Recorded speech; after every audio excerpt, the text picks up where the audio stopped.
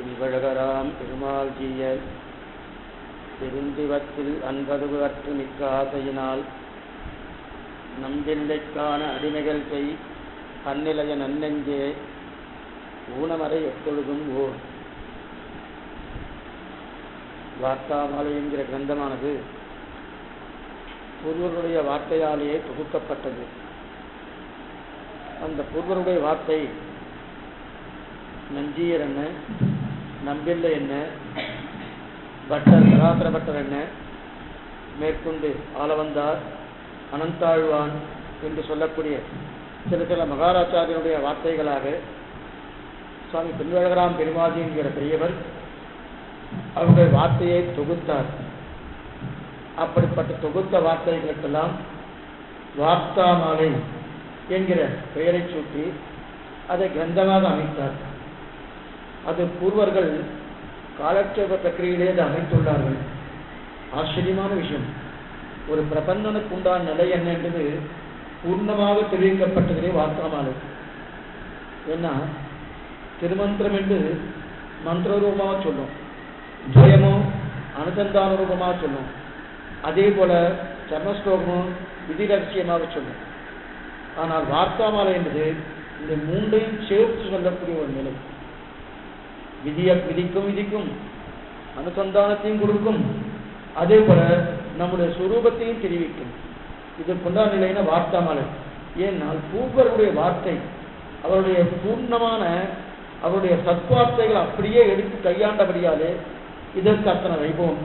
அதிலே நஞ்சியுடைய வார்த்தையை நம்ம அனுபவித்துக் கொண்டிருக்கிறோம். 130வது வார்த்தை ஆச்சரியமான வார்த்தை. அதை தொடங்கிட்டோம், தொடங்கி கொஞ்சம் பார்த்துருக்கோம், இருந்தாலும் மறுபடியும் தொடங்குவோம். நம்பில்லை பக்கம் 159 வார்த்தாமாலை புத்தகத்துக்கு பக்கம் 159 130வது வார்த்தை.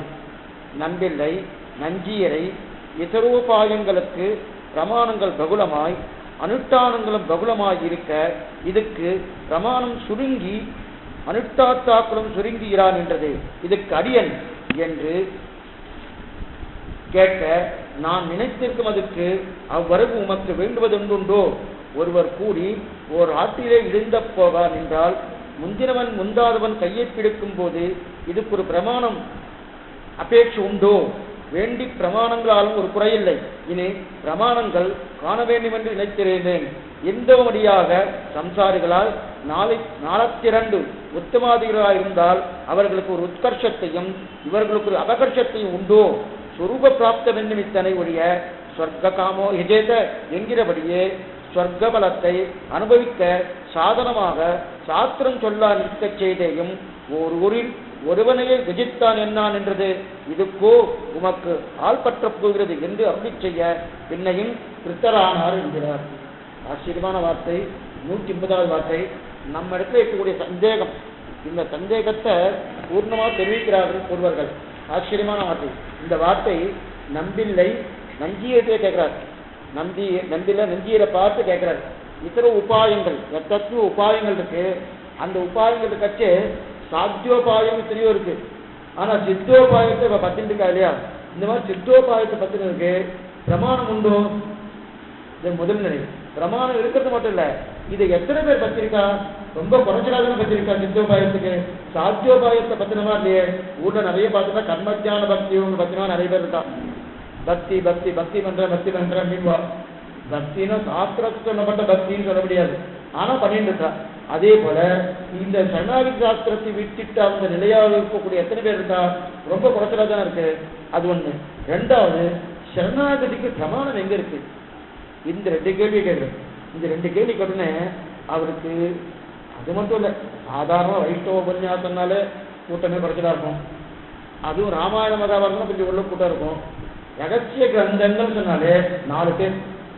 அன்னைக்கே அவ முடிவு பண்ணிட்டா உங்களுக்கு. அதாவது கதவை சாட்சி தான், ஜன்ன கதவையும் சாத்திடுவான், கதவையும் சாத்திடுவான்.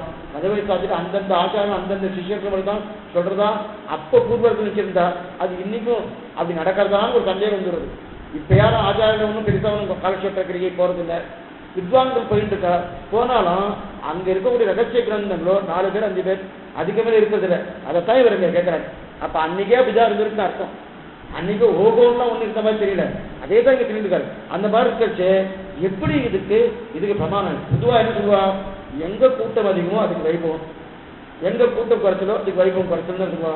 அப்ப சரணாகதிக்கு கூட்டம் குறைச்சலா இருக்கிறபடியாலே வைபவம் குறைச்சல், சாத்தியோபாயத்துக்கு கூட்டம் அதிகமா இருக்கிறாலே வைபவம் அதிகம் அப்படின்ற எண்ணம் ஏற்படுறது. இது முதல் நிலை. ரெண்டாவது, இதுக்கு எங்க இருக்கு பிரமாணம்? சாத்தியோபாயத்துக்கு நிறைய பிரமாணம் இருக்கு, பிரமாணம் இருக்கா அப்படின்னு கேட்கிறாரு. அதுக்கு நந்தியில் ஆச்சரியமா பதில் சொல்றார். இந்த விஷயத்தை நம்ம அன்னைக்கே பார்த்துட்டோம். இது வரைக்கும் பார்த்துக்கணும். என்ன பார்த்தோம்னா, பிரமாணம் ஒரு ஆச்சாரன்னு சொன்னா சிஷ்யன் கேட்க வேண்டியது பிரமாணம். அந்த ஆச்சாரனை பார்த்து இதுக்கு பிரமாணம் இருக்கா கேட்டா, அப்ப ஆச்சாரியத்துவம் சிஷ்யத்துவம் பூர்த்தி இல்லைன்னு அர்த்தம். இது பிரமாணம் இருக்குன்னு கேட்டா சிஷ்யத்துவம் பூர்த்தி இல்லைன்னு அர்த்தம். இப்படின்னு சொன்னா இன்னொரு வம்பு வரும். என்ன வம்புன்னா, இப்ப எம்பெருமானாருக்கு புறத்தாழ கேட்டுட்டே இருந்தார், எழுதிட்டே இருந்தார். பட்டோலை படிச்சிருந்தார் ஸ்ரீபாஷ்யத்துக்கு. அவர் பிரம்மசூத்திக்கு சூத்திரம் சொல்லிட்டு வியாக்கியானத்துக்கு பட்டோலை படுத்துறார்.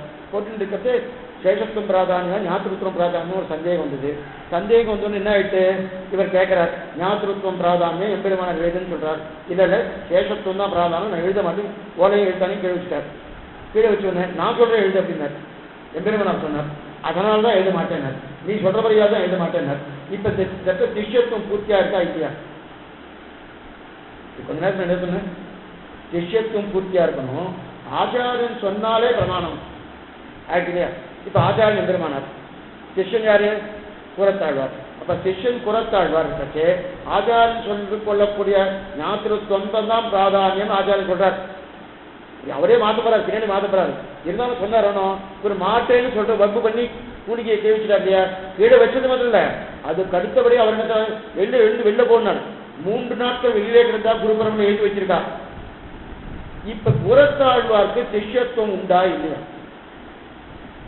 இப்ப கொஞ்ச நாள் நீங்க சொன்னீங்க சுவாமி, ஏன்னா இது இப்படியே விட்டுட்டு போயிட்டு நாளைக்கு எப்பயாவது உங்களுக்கு இந்த கேள்வி வரும். சுவாமி நீங்க அன்னைக்கு சொன்னீங்க வாஸ்தவம் தான், ஆச்சாரியன் சொல்றத கேட்கணும், அப்பதான் சிஷ்யத்துவம் பூர்த்தின்னு சொன்னேன். இப்ப ஆச்சாரன் சொன்னது இவர் கேட்கணும். நந்தி ரச்சனை சொல்லிட்டு இருக்காரு. நந்தி என்ன சொல்றாரு, ஆச்சாரன் சொல்றது பிரமாணமா இல்லையா அதுன்னு கேட்டார். ஆமா பிரமாணம் நந்தியில் ஒத்துண்டார். இப்ப அதே மாதிரி எம்பெருமானார் சொன்னது ஆச்சாரியன் தானே சொன்னது பிரமாணமா இல்லையா? இப்ப குரத்தை பெசம் வாய் மூடிண்டு பெசம் எழுதிட்டு போக வேண்டியதுன்னு இவர் ஏன் எழுத்து பேசினார்? எழுத்து பேசுறது தெரியல, வெளில போனவங்க போயிட்டாரு, எழுதவே இல்லையா? அப்புறம் சரி நீ சொன்னதே எழுதுன்னு சொன்னது இவரும் வந்து எழுதினாரு. அப்ப இது சிஷ்யத்துவம் பூர்த்தி உண்டா இல்லையானா, இந்த இடத்துல சிஷ்யத்துவம் பூர்த்தி இருக்கு, இவர் எழுதினார்னா பூர்த்தி இல்லை. அப்ப ஆச்சாரியன் சிஷ்ய சம்பந்தம்னா என்ன தெரிஞ்சுக்கணும், அப்பதான் இதுக்கு ஆச்சாரிய சிஷ்ய சம்பந்தம்னா சாஸ்திர சம்மதத்தோடு இருக்கணும். நல்லா ஞாபகம், ஆச்சாரம் பண்ணணும்னு எனக்கு ஆசை, ரொம்ப ஆசை, எனக்கு ரொம்ப ஆசை ஆச்சாரம் பண்ணணும்னு. ஆனா ஆச்சாரம் அப்பதான் சாப்பிட்டு முடிச்சார், சாப்பிட்டாரு. நான் ஏதோ ஒன்று கொண்டு வந்தேன், பழத்தை கொண்டு வந்தேன், ஆச்சாரம் சாப்பிடணும்னு ஆசை, நேராக கொண்டு வந்து சாமி சாப்பிடுங்க. இல்லை இப்ப வேண்டாம், இப்ப வேணும்னா சுவாமி நான் சிஷ்யன், நீ ஆச்சாரியன், உனக்கு பிடிச்சதுன்னு நான் கொடுத்துட்டே இருக்கணும், அதுதான் என்னுடைய எனக்கு. சாப்பிடறதா இல்லையா? நீ சாப்பிடலன்னா என்னுடைய சிஷ்யத்துவம் பூர்த்தியா இருக்காது, எனக்கு சிஷ்யத்துவம் போயிடும், நீ சாப்பிடு சொல்ல முடியுமா? அவர் சாப்பிடுறது இவர் நிர்பந்தப்படுத்தினா இவருக்கு சிஷ்யத்துவம் இல்லைன்னு அர்த்தம். அப்ப என்ன சொல்லணும், ஆச்சாரியம் கிட்ட வழக்காக இருந்தா தான் சிஷ்யத்துவம் இருக்குன்னு அர்த்தம். அவர் சாப்பிட்டுட்டார், இப்ப சாப்பிட முடியாது, அடுத்து ஒரு 5 மணி நேரம் கழிச்சு இல்ல நாளைக்கு ஒரு நாளையோ சாப்பிடலாம் என்ற நிலைக்கு வரணும் இல்லையா? அப்ப ஆச்சாரம் உகந்தது இருக்கணும் இல்லையா? அதே போல இங்க ஆச்சாரம் சொன்னார், நம்பில கேட்கணுமோனா இது முதல் பிரமாணம். இப்ப இந்த இடத்துக்கு வருவோம். அதே மாதிரி எம்பெருமானா சொன்னது கேட்கணுமோனோ, எம்பெருமானா சொன்னது இவருக்கு அவசியம் கேட்கணும். சிஷ்யனாக இருக்கும் இருப்பு ஆச்சாரம் சொன்னது அவசியம் கேட்கணும். ஆனா அந்த சொல்லக்கூடிய சொற்கள் இப்படியே வச்சுக்கோங்க. யாதவ பிரகாசர் ஆச்சாரியன் பூர்வாசிரமத்துல, எம்பெருமானாருக்கு ஆச்சாரனா இல்லையா?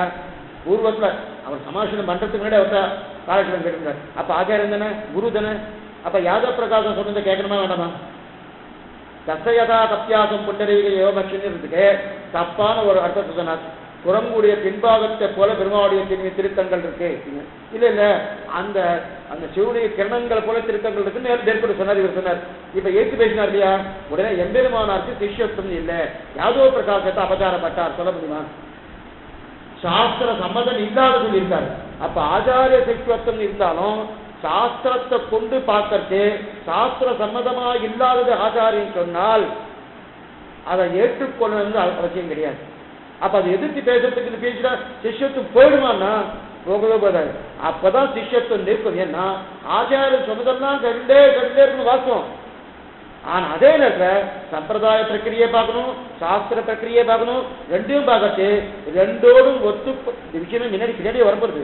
ரெண்டோடையும் ஒத்து போனாதான் அது சிஷ்யத்துவம் பூர்த்தி ஆகுதுல. ரெண்டோடும் ஒத்து போகல பேசாம ஆச்சாரம் சொன்னார் கேட்டுருந்தானா அப்ப சிஷ்யத்துவம் பூர்த்தி இல்லைன்னா தவறாங்க சிஷ்யனும் சொல்லலாம். என்னோடும் ஒக்க வழிபட அருள்நாய் போலும் திருவரங்கத்தமரான்னு தெரிவிக்கிறார்.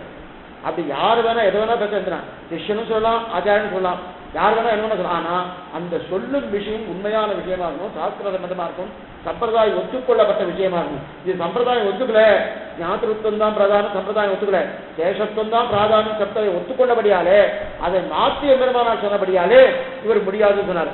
அதனால் சிஷ்யத்துவம் பூர்த்தி இல்லைன்னு அர்த்தம் இல்லை. இன்னும் கேட்டா பெரியவாச்சாரிய தன்னுடைய வியாக்கியானத்தில் எழுதியிருக்கார். ஆசீர்வாதம் ஆச்சாரிய தத்துவம் சிஷ்யத்துவம் இரண்டுமே பூர்த்தி உயர் சுவாமி புறத்தாழ்வார் தான் எழுதியிருக்காரு. தவிர எம்பெருமானான்னு எழுதவே இல்லை. ஒரே வடி உடையவர் தெரிவித்து கொண்டாடிட்டு இல்லையா? ஆச்சாரிய தத்துவமும் சிஷ்யத்துவம் இரண்டுமே பூர்த்தி உடைய யாருக்குன்னா யாருக்கு? கூறத்தாழ்வார் சொல்லியிருக்காரு. முடியை கடக்கம் பெரும்புகடா வஞ்சபுறம்பாம் குடியை கடக்கம் நம் கூறத்தாழ்வான் தரக்கூடியம் அப்படின்னு இருக்கச்சு. அப்ப ஆச்சாரிய சொன்னதை கேட்கணும். இப்ப நஞ்சீர் அதுதான் கேட்கிறேன். நம்பில பார்த்து பிரமாணம் கேட்கறீங்க. அப்ப நான் சொன்னா பிரமாணமா இல்லையா? நான் தான் இந்த இடத்துல என்ன அர்த்தம்? ஆச்சாரியன் அர்த்தம். நஞ்சியதன் ஆச்சாரியன், நம்பில்லை சிஷன். இங்க ஞாபகம் இருந்தா தான் இது புரியும். ஞாபகம் என்ன? சப்தங்கள் ஒவ்வொரு சப்தத்தையும் திருப்பி பழைய சப்தத்துக்கு போயிட்டுக்கா ஆயிடும். இது முடிஞ்சு போயிட்டே இருக்கும். அப்ப என்ன ஆகுதுன்னா சப்தத்துக்கு நம்ம இந்த சப்தத்துக்கு இந்த அர்த்தம்னு முடிவு பண்ணிட்டோம் ஏற்கனவே. அந்த முடிவும்படி காலசப்த பிரக்கிரியை போயிட்டு இருக்கு. இல்லை சொன்னா அந்த பழைய சப்தத்துக்கு மறுபடியும் அர்த்தம் சொல்லாம போயிருக்குன்னா பார்த்தா மாதிரியே ஒரு 10 வருஷம் ஓடிட்டே இருக்கு. எதுக்கு சொல்ல வேண்டும்னா ஏற்கனவே அது சப்தம் முடிவு பண்ணியாச்சு. அப்ப நான் சொல்றேன்னு என்ன அர்த்தம்? ஆச்சாரியனான நஞ்சியை சொல்றேன்னு அர்த்தம். அப்ப ஆச்சாரியன நஞ்சியை சொல்றது என்ன சொல்றாரு? நான் சொல்றது பிரமாணம் இல்லையான்னு கேட்கிறாரு. வாஸ்து வந்தா பிரமாணம் தான். அப்ப ஆச்சாரன் ரெண்டு பேர் சொல்லுவாரு. பிரமாணம் இல்லைன்னா ஆச்சாரம் சொல்ல போறது கிடையாது. எப்ப பிரமாணம் இல்லைன்னா ஆச்சாரம் சொல்ல போறது இல்லையோ அதுவே பிரமாணம் வச்சுக்கோ அப்படின்ட்டாரு. அப்புறம் அதுக்கப்புறம் தன்னுக்கு எப்படி பிரமாணம் கேட்டு வாஸ்தவம் தான். ஆனா இதே விஷயத்த நான் பட்டத்தை கேட்கவே இல்லைன்ட்டு. பட்டத்தை கேட்கலன்னா அர்த்தம் நீ கேட்கறேன்னு அர்த்தம். என் டிசிஷன் நீ கேட்டுட்டு இருக்க, நான் பட்டருக்கு டிசிஷன் நான் கேட்கலன்ட்டு. அப்பனா இப்ப நம்பில்லையே ஒரு மாதிரி கீழே இறக்குறாருன்னா இறக்கல. ஆனா நீ ஏன் கேட்கறன்னு தெரியும். பின்னாடி 1000 வருஷத்துக்குள்ள யாரோ கேட்க போறா, அவா நிலையில இருந்து நீ கேட்கற. ஏன்னா ஆச்சாரியன் வார்த்தை பிரமாணம் நீ கேட்கல, இவர் தான் கேட்டுக்காரு. ஆனா நீயா கேட்கல, பின்னாடி யாரா கேட்க போறா, அதான் நீ கேட்கறன்னு தெரிஞ்சிருது. இருந்தாலும் பிரமாணம் வேணும்னு சொல்லிடணும். பிரமாணம் சொல்றேன். அதுக்கு ஒரு விஷயம் சொல்றாரு. ஒரு நெட்டையன் இருக்கான், ஒரு குட்டையன் இருக்கான். ஆத்த கடக்கணும்னா காவேரி ஆத்த கடக்கணும். காவேரி ஆத்துக்கு ரொம்ப குளமா இருக்கார். அவருக்கு 4 அடி தான் இருக்கார். 4 அடி இருக்கிறது. அங்க 4 அடிக்கு வெள்ளம் போயிட்டு இருக்கு. அப்ப இவர் 6 அடியில இருக்கார். 6 அடியில் இருக்கக்கூடியவர் அந்த குள்ளனா இருக்கிற ஒருத்தர் அவர் நெட்டையனை கையை பிடிச்சிட்டார். உயரமா இருக்கிறவர் கையை பிடிச்சிட்டார். இன்னும் 6 வரல. 100 அடிக்கு முன்னாடியே கையை பிடிச்சிட்டார். 6 கண்ணில் தென்படத்துக்கு முன்னாடியே நான் ஒன்று ஆற்ற கடத்த விடுறேன், நான் உயரமா இருக்கேன், நான் ஆத்துக்குள்ள மூழ்கி போக மாட்டேன், அதெல்லாம் நீ என்ன கை பிடிச்சிட்டேன்னா நீ நான் உன்னை கொண்டு அக்கறையில் கொண்டு போய் சேர்த்துன்னா இந்த உறுதிமொழி கொடுத்துட்டார். சரி சொல்லி ரொம்ப ஜாகிரதையா இன்னும் 6 கண்ணில் படலை. 100 அடிக்கு முன்னாடியே அந்த உயரமா இருக்கக்கூடியவருடைய கையை பிடிச்சிட்டார். இந்த குள்ளமா இருக்கவர் நல்லா கெட்டியா பிடிச்சிட்டார். இதை நீங்க ஞாபகம் வச்சுக்கணும். திருப்பி சொல்ல போறேன். பிடிச்சிட்டார். இதே விஷயம் தான் சரணாகி. அது என்னன்னு சொல்ல போறேன். பிடிச்சிட்டார். பிடிச்சிட்டு இருந்து முதல்ல இறங்கினார். முதல்ல இறங்கிட்டு முழங்கால் குழிவிட்டு, அடுத்து தொட வரைக்கும் முடிக்கிறது, அடுத்து இடுப்பு வரைக்கும் முடித்து, அடுத்து மார்பு வரைக்கும் முடித்து, அடுத்து கழுத்து வரைக்கும் முடித்து, ஒவ்வொரு நிலையா தாண்டி தான் முடிக்க போனார். இப்போ ஒவ்வொரு நிலையும் தாண்டது இல்லையா? முழங்கால் வரைச்சு கையை பிடிச்சிட்டு இருக்காரு இல்லையா? கையை பிடிச்சிட்டு இருக்காச்சு முழங்கால் வரைச்சு கொஞ்சம் பயம் இருக்கும். அடுத்து முழங்காலை தாண்டி தொடைக்கு வந்தோடனே பயம் இன்னும் அதிகரிக்கும். அதை தாண்டி அடிக்கிறதுக்கு வயிற்றுக்கு வரைக்கு இன்னும் அதிகரிக்கும். இன்னும் மார்பகத்துக்கு வரைக்கு இன்னும் அதிகரிக்கும். இன்னும் கழுத்துக்கு வரைக்கு இன்னும் அதிகரிக்கும். இப்போ அவர் கையை பிடிச்சிட்டு இருக்கா இல்லையா? அந்த பிடிச்சிட்டு இருக்க கையை விட்டுட்டு மறுபடியும் பிடிப்பாரா, இதை பிடிச்ச கையை இன்னும் கெட்டிப்படுத்துவாரா? பிடிச்சிட்டு இருக்க கையை விட மாட்டாரு. விட்டா போச்சு எவ்வளவுதான். அப்ப என்ன பண்ணுவார், அவருக்கு ஒவ்வொரு ஆபத்து மேல மேல மேல மேல வர வர அப்படின்னு அர்த்தம், தண்ணி மேல ஏற ஏற ஏற பயம் அதிகமா இருக்கு. பயம் அதிகமாக அதிகமாக என்ன ஆகுது, இவர் அந்த அந்த உயரமாக இருக்கிற கையை இன்னும் இருக்க பிடிச்சிக்கிறார். அப்ப தான் பிடித்த பிடிப்பை இன்னும் கெட்டிப்படுத்துறார். கெட்டிப்படுத்தின உடனே இவருக்கு பயம், அவரும் கெட்டிப்படுத்த போகல, இவர் கெட்டிப்படுத்துறாரு. கெட்டிப்படுத்தின உடனே இங்கிருந்து தாண்டி கஷ்டம் போயாச்சு, தாண்டியாச்சு. அந்த உயரமான இருக்கிற குள்ளமான இருக்கிற அழிந்து கொண்டு போய் ஆத்தா கறந்து அப்போ கடைக்கு போயாச்சு. அங்க போனவுடனே அவர் கேட்கிறார், சாமி நீங்க வந்துட்டு வாஸ்தவம் தான், இருந்தாலும் உயரமாக இருக்கக்கூடியவன் தன் கையை பிடித்துக் கொண்டு குள்ளமாக இருக்கிறவன் ஆத்தை கடக்கலாம் அப்படின்னு எங்க பிரமாணம் இருக்குன்னு கேட்டான். இது பிரமாணம் சொல்ல முடியுமா? அவரே பிரமாணம் தான். இது ஒருத்தர் பிரமாணம் தேவையா? இல்லையே சொல்லி இதெல்லாம் சாஸ்திரத்தில் எழுதிருந்தாலும் நான் நம்புறதுக்குன்னா இதான் கேட்க முடியுமா? அதே போல என நான் அசக்தன் அஜன் என்னால் ஒண்ணுமே பண்ண முடியல. அசக்தன் அஜன் என்னது, என்னால் ஒண்ணும் பண்ண முடியல. பிரகப்தி என்றது என்னது, சரியா சொல்லணும்னா கையால் ஆகாதவன் சொல்லிக்கலாம், தப்பே இல்லை. பெருமாள் விஷயத்த சொல்றோம், மற்றவ விஷயத்தை தான் சொத்து. மற்றவ விஷயத்த சுவாமி இவர் எனக்கு வேண்டப்பட்டவர் பக்கத்திலே இருக்காரு, இவர்கிட்ட போய் கையால் ஆகுதுன்னு சொல்லிட்டேன்னா நாளைக்கு எனக்கு மதிக்கவே மாட்டானோ. பெருமாள்கிட்ட அந்த வார்த்தை சொன்னாதான் நமக்கு காரியமாகும். அவர்கிட்ட போய் எனக்கு நிறைய சக்தி இருக்கு, நானே எல்லாம் பண்ணிப்பேன்னு சொன்னா என்ன ஆகும், பார்த்துக்கோ சுவாமி இது வரைக்கும் 1000 ஜென்மம் ஆயிடுச்சு, இன்னும் எத்தனை 1000 ஜென்மம் பார்த்துட்டு வா அப்படின்னு சொல்லிட்டு போவாரு. அப்ப என்ன ஆகும், என்னால ஒன்னும் பண்ண முடியாது, உன் கிருபை இல்லாம என்னால ஒன்னும் பண்ண முடியாது. அப்ப சரணாகதி கையால் ஆகாதம், அது என்னது அஜ்ஞன் அசக்தன். அது மட்டும் இல்லை, எனக்கு பிராப்தி வேற இல்லை, என்னுடைய சொரூபத்துக்கு விரோதி. நான் பகவானாலேயே ரட்சிக்கப்பட வேண்டிய நிலை இருக்கச்சே அதை விட்டுட்டு என்னுடைய சொரூபத்தை என்னன்னா ரட்சித்தா அர்த்தம், என்னுடைய சொரூபத்துக்கு விரோதி. அப்ப அந்த சொரூபத்துக்கு விரோதி ஆனபடியாலே அதை நான் பண்ணப்படாது. அதனால என்ன பண்றேன்னா நான் அஜ்ஞனா இருக்கேன், அது மட்டும் இல்ல அசக்தனா இருக்கேன், அது மட்டும் இல்ல பிராப்தி வேற இல்லை. அப்ப ஆச்சாரம் பத்திக்கிறேன், பெருமாளை பத்திக்கிறேன், தாண்டேன். இப்ப இதுக்கு பிரமாணம் ஏதாவது தேவையா? இப்ப நெட்டையா இருக்கக்கூடியவன் குள்ளமாக இருக்கக்கூடியவன் நெட்டையாக இருக்கக்கூடிய கையை பிடித்துக் கொண்டு ஆற்றை கடந்தார், அதுக்கு பிரமாணம் தேவையா? தேவையில்லையே. அதே போல நான் அஜ்ஞன் அசக்தன், என்னால் ஒரு குழந்தை இருக்கு, குழந்தை தெரியல வாசல எல்லாம் அங்கங்க நோடி நோடி வச்சுக்குவா, என்ன எல்லாருக்கும் தொலைபேசிக்காகவோ இல்லை எலக்ட்ரிசிட்டிக்காக நோண்டி நோடி வச்சுக்கா. சில நேரத்தில் பல்லவே இருக்கும், குழந்தை ஆயிட்டு வரும், குழந்தை வரைச்சு பெரியவா தாண்டிடுவா, தாண்டிட்டு வரேன். குழந்தையால் தாண்ட முடியுமா? 2 வயசு 1 வயசுக்கு வந்து அந்த கையை பிடிச்சிட்டு தாண்டி வைக்கிறவனும் உடனே அங்க பக்கத்துல கேட்டேன், சாமி இந்த மாதிரி தாண்டி வச்சாரு, இதுக்கு பிரமாணம் இருக்கா? பிரமாணம் இருக்கா கேட்க முடியுமா? நான் கேட்க முடியாது. இதுக்கு என்ன பிரமாணம்? அதாவது ஒரு அசக்தன் அஜ்ஞன் உயர்ந்தவன் தூக்கி விடணும், இதுக்கு பிரமாணம் தேவையில்லையே. நான் அஜ்ஞன் அசக்தன், இதுக்கு இது பிரமாணம்? பிரமாணம் தேவையில்லையே அப்படின்னு கேட்கிறாரு. இதைத்தான் ஒருத்த பண்ணிட்டா இல்லையா? அப்ப அடியன் 1000 அடிக்கு முன்னாடி கிட்டக்க வரும்போது கட்டியா பிடிச்சிருந்தேன். எதற்கு சொன்னேன்னா இப்ப இந்த விஷயத்தை பாருங்க, 100 அடிக்கு முன்னாடி கட்டியா பிடிச்சிருந்தா இல்லையா? யாரு? மறுபடியும் அந்த ஆத்த கடக்கிற சீனுக்கு வந்துடணும், அந்த விஷயத்துக்கு வரணும். அந்த விஷயத்துக்கு வச்சு அவர் முதல்ல ஆத்த கடக்கணும்னு நினைச்சிட்டார். குள்ளமா இருக்கிறவர் உயரமா இருக்க, நான் உன்னை கடக்க வைக்கிறேன், நான் உயரமா இருக்கேன், என் கையை பிடிச்சிக்கோன்னு சொல்லிட்டார். உடனே இவர் 100 அடிக்கு முன்னாடி பிடிச்சிருந்தார் இல்லையா? அப்ப 100 அடிக்கு பிடிச்சிருந்தா என்ன அர்த்தம்னா அதைத்தான் பூர்வாச்சாரியர் தெரிகிறார், அப்போதைக்கு இப்போதே சொல்லி வைச்சேன் அப்படின்னா என்ன அர்த்தம்னா 100 அடிக்கு முன்னாடி பிடிக்கிறார் இல்லையா? அதே போல நாம் சரணாகதி அனுஷ்டிக்கிறோம் இல்லையா? என்னைக்கோ மோட்சம் கிடைக்க வருது. சரணாகதி என்னைக்கு பண்ணமோ அன்னைக்கே மோட்சமா அப்படின்னு இருந்தா யாருமே பண்ண மாட்டா. யாரா பண்ண வருவா, சாமி சரணாகதி பண்ணா உடனே மரணமா? வேண்டாம் சுவாமி, வேண்டவே வேண்டாம், உடனே விட்டுருங்க அப்படின்னு சொல்றா இல்லையா? அது தற்கொலை மாதிரி ஆகிடுது இல்லையா? அந்த மாதிரிலாம் இல்லை, பெருமாள் அந்த மாதிரி பண்ண மாட்டாரு. சரணாகதி பண்ணாலும் என்னென்ன இருக்கோ அதெல்லாம் தொலைக்கணும். சஞ்சித கர்மா பிராரப்த கர்மா எல்லாத்தையும் தொலைச்சா தான் மேற்கொண்டு கிடைக்க போறது. அப்படி சரணாகதி முடிச்சுடணும், சரணாகதி முடிச்ச உடனே மோசமா இல்லை. அதே போல நான் 100 அடிக்கு முன்னாடியே கையை பிடிச்சிட்டேன், அங்கேயே தண்ணி வந்துட்டா இல்லை. ஆனா 100 அடிக்கு முன்னாடியே நான் கையை பிடிச்சிட்டு அந்த மாதிரி கை பிடித்தார் போல நான் என்னைக்கோ எனக்கு வரணம் இருக்கு. வரணம் என்ன என்னது? சரணாகதி அனுஷ்டித்ததுக்கு பலன் ஏற்படப்படுறது ஸ்ரீவைகுண்டமான பலன், பகவத் கைங்கரிய பலன். அந்த பலன் கிடைக்கிறதுக்கு என்னைக்கோ இருந்தாலும் முன்னாடியே சரணாகதி அனுஷ்டிக்கிறேன் இல்லையா? 100 அடிக்கு முன்னாடி கையை பிடிச்சா போல, 100 அடிக்கு முன்னாடி கையை பிடிச்சால.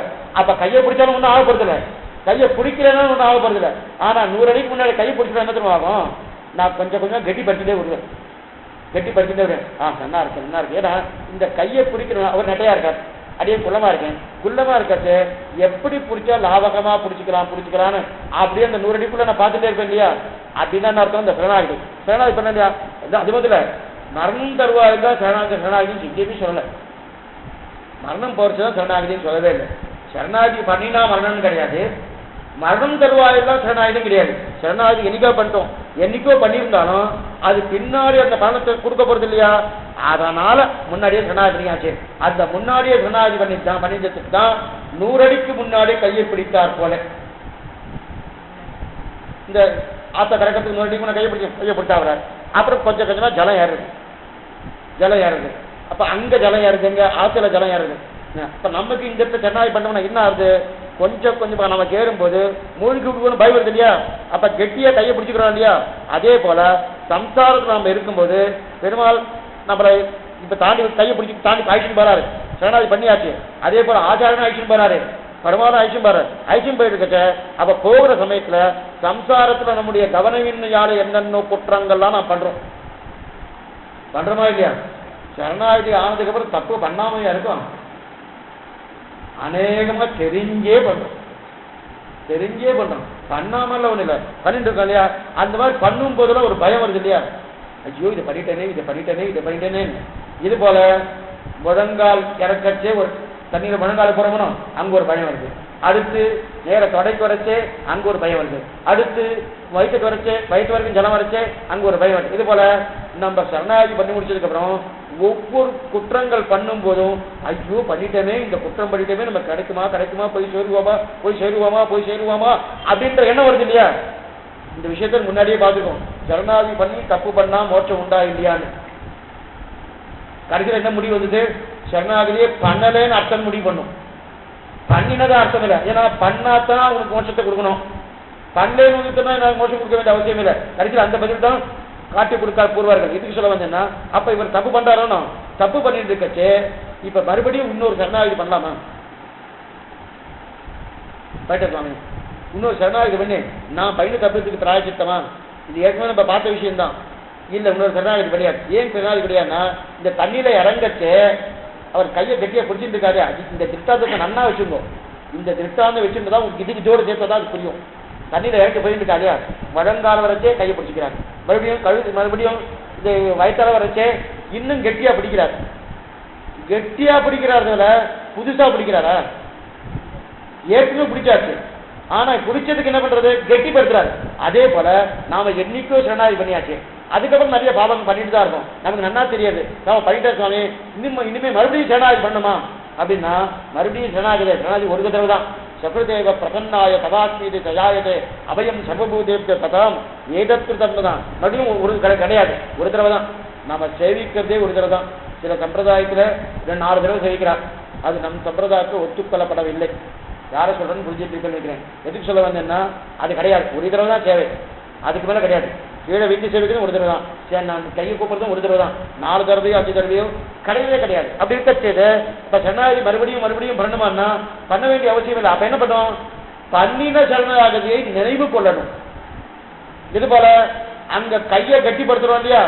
தண்ணியில இறங்கின உடனே முழங்கால வச்சே கொஞ்சம் கெட்டியாருது, அடுத்து வயிறு வரைக்கும் வரைச்சே கொஞ்சம் கெட்டியா இருக்கணும். அதே போல நம்ம சம்சாரத்துல இருக்கச்சே சில குற்றங்கள் பண்ணிட்டு தான் இருக்கும், பண்ணாமல் இல்லை.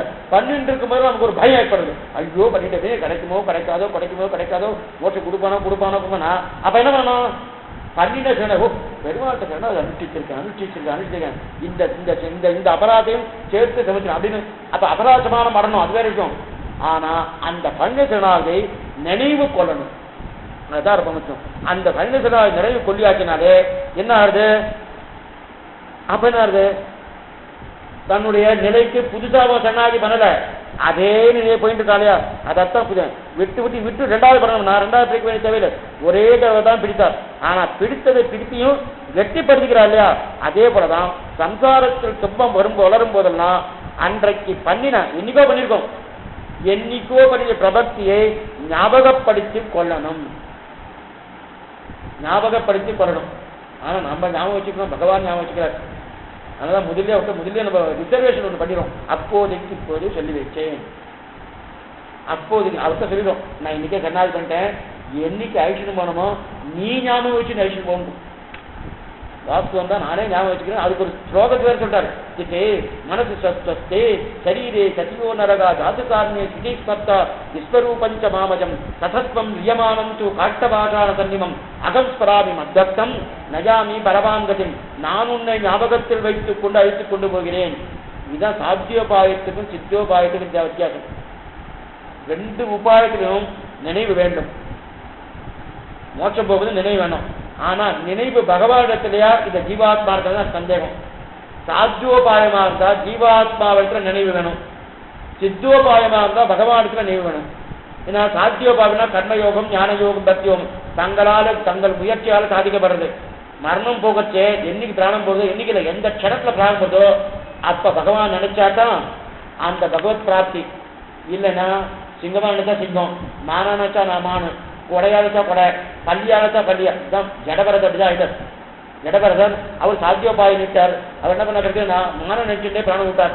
கடைசியில அடுத்த ஜென்மா மானாவே பிறந்தார்னு நம்ம பார்க்கணும். எதுக்காக? ஆனா அந்த கட்டம் சித்தோபாயத்துல கிடையாது, சரணாகதி நிஷ்டை கிடையாது. நாம நினைவு வச்சுக்க வேண்டாம். ஆனா நினைவு வேண்டும். நினைவு யார் வச்சுக்கிறார்? நமக்காக பகவான் வச்சுக்கிறார். இப்ப இந்த பிராப்தி இந்த நிலையை சரணாகதியே நமக்காக பகவான் வச்சுக்கிறார் இல்லையா? அப்ப நமக்காக பகவான் வச்சுட்டு சரணாகதி மறுபடியும் பண்ண வேண்டிய அவசியமே இல்லை. ஆழ்வார் பாத்திரத்தை தெரிவிக்கிறார். திருக்குடந்தை எம்பெருமான் பாத்திரம். ஆரா அமுதே அடியே இருடலம் நின்பால் அன்பாகே நீராய் அலைந்து கரைய ஒருக்குகின்ற நிர்மாலே சீரா சென்னல் கபரி வீசும் ஸ்ரீநீர் திருக்குடந்தை ஏறார்கோலம் திகழக் கிடந்தாய் கண்டே நின்மானே. அது ஒரு பாசம், ஆச்சரியமான பாசம். கலைவாய் துன்பம் கலையாதுவாய் கலகன் மத்திலேன் வளவாய் நேமி படையாய் குழந்தை கிடந்த மாமாயா தளரா உடலம் எனதாவி சரிந்து போகும்போது இளையாது உனதால் ஒருங்க பிடித்து போத இசனியேன்னு ஆச்சரியமான பாசம். இந்த இடம் நம்பில பண்ணி பண்ணி வியாக்கியானம். என்னுடைய நினைவு போயின்னு இருக்கச்சே உன்னுடைய ஸ்மரணமே இல்லை. அப்படி இருக்கச்சே நான் பண்ணின அபராதங்களை கண்டு மறுபடியும் சரணாகதி அனுஷ்டிக்கிறேன்னா தேவையில்லை. கலரா உடலம் எனதாதி சரிந்து போகும்போது இளையாதுனால் ஒருங்க பிடித்து மறுபடியும் அந்த ஏற்கனவே பண்ணின சரணாகதியை நான் ஞாபகப்படுத்திக் கொண்டாலே போடும். இந்த பாத்திரத்துக்கு அதுதான். அப்ப சரணாகதி மறுபடியும் கிடையாது. அப்ப ஏன்னா இந்த நிலைக்கு ஏன் கொண்டு வராருன்னா சரணாகதி ரெண்டாவது பண்ணினாலே ஒரு வம்பு இருக்கு. ரெண்டு வம்பு உண்டு. ஏன்னா முதல்ல நான் சரியா சரணாகதி பண்ணேன்னு அர்த்தம்.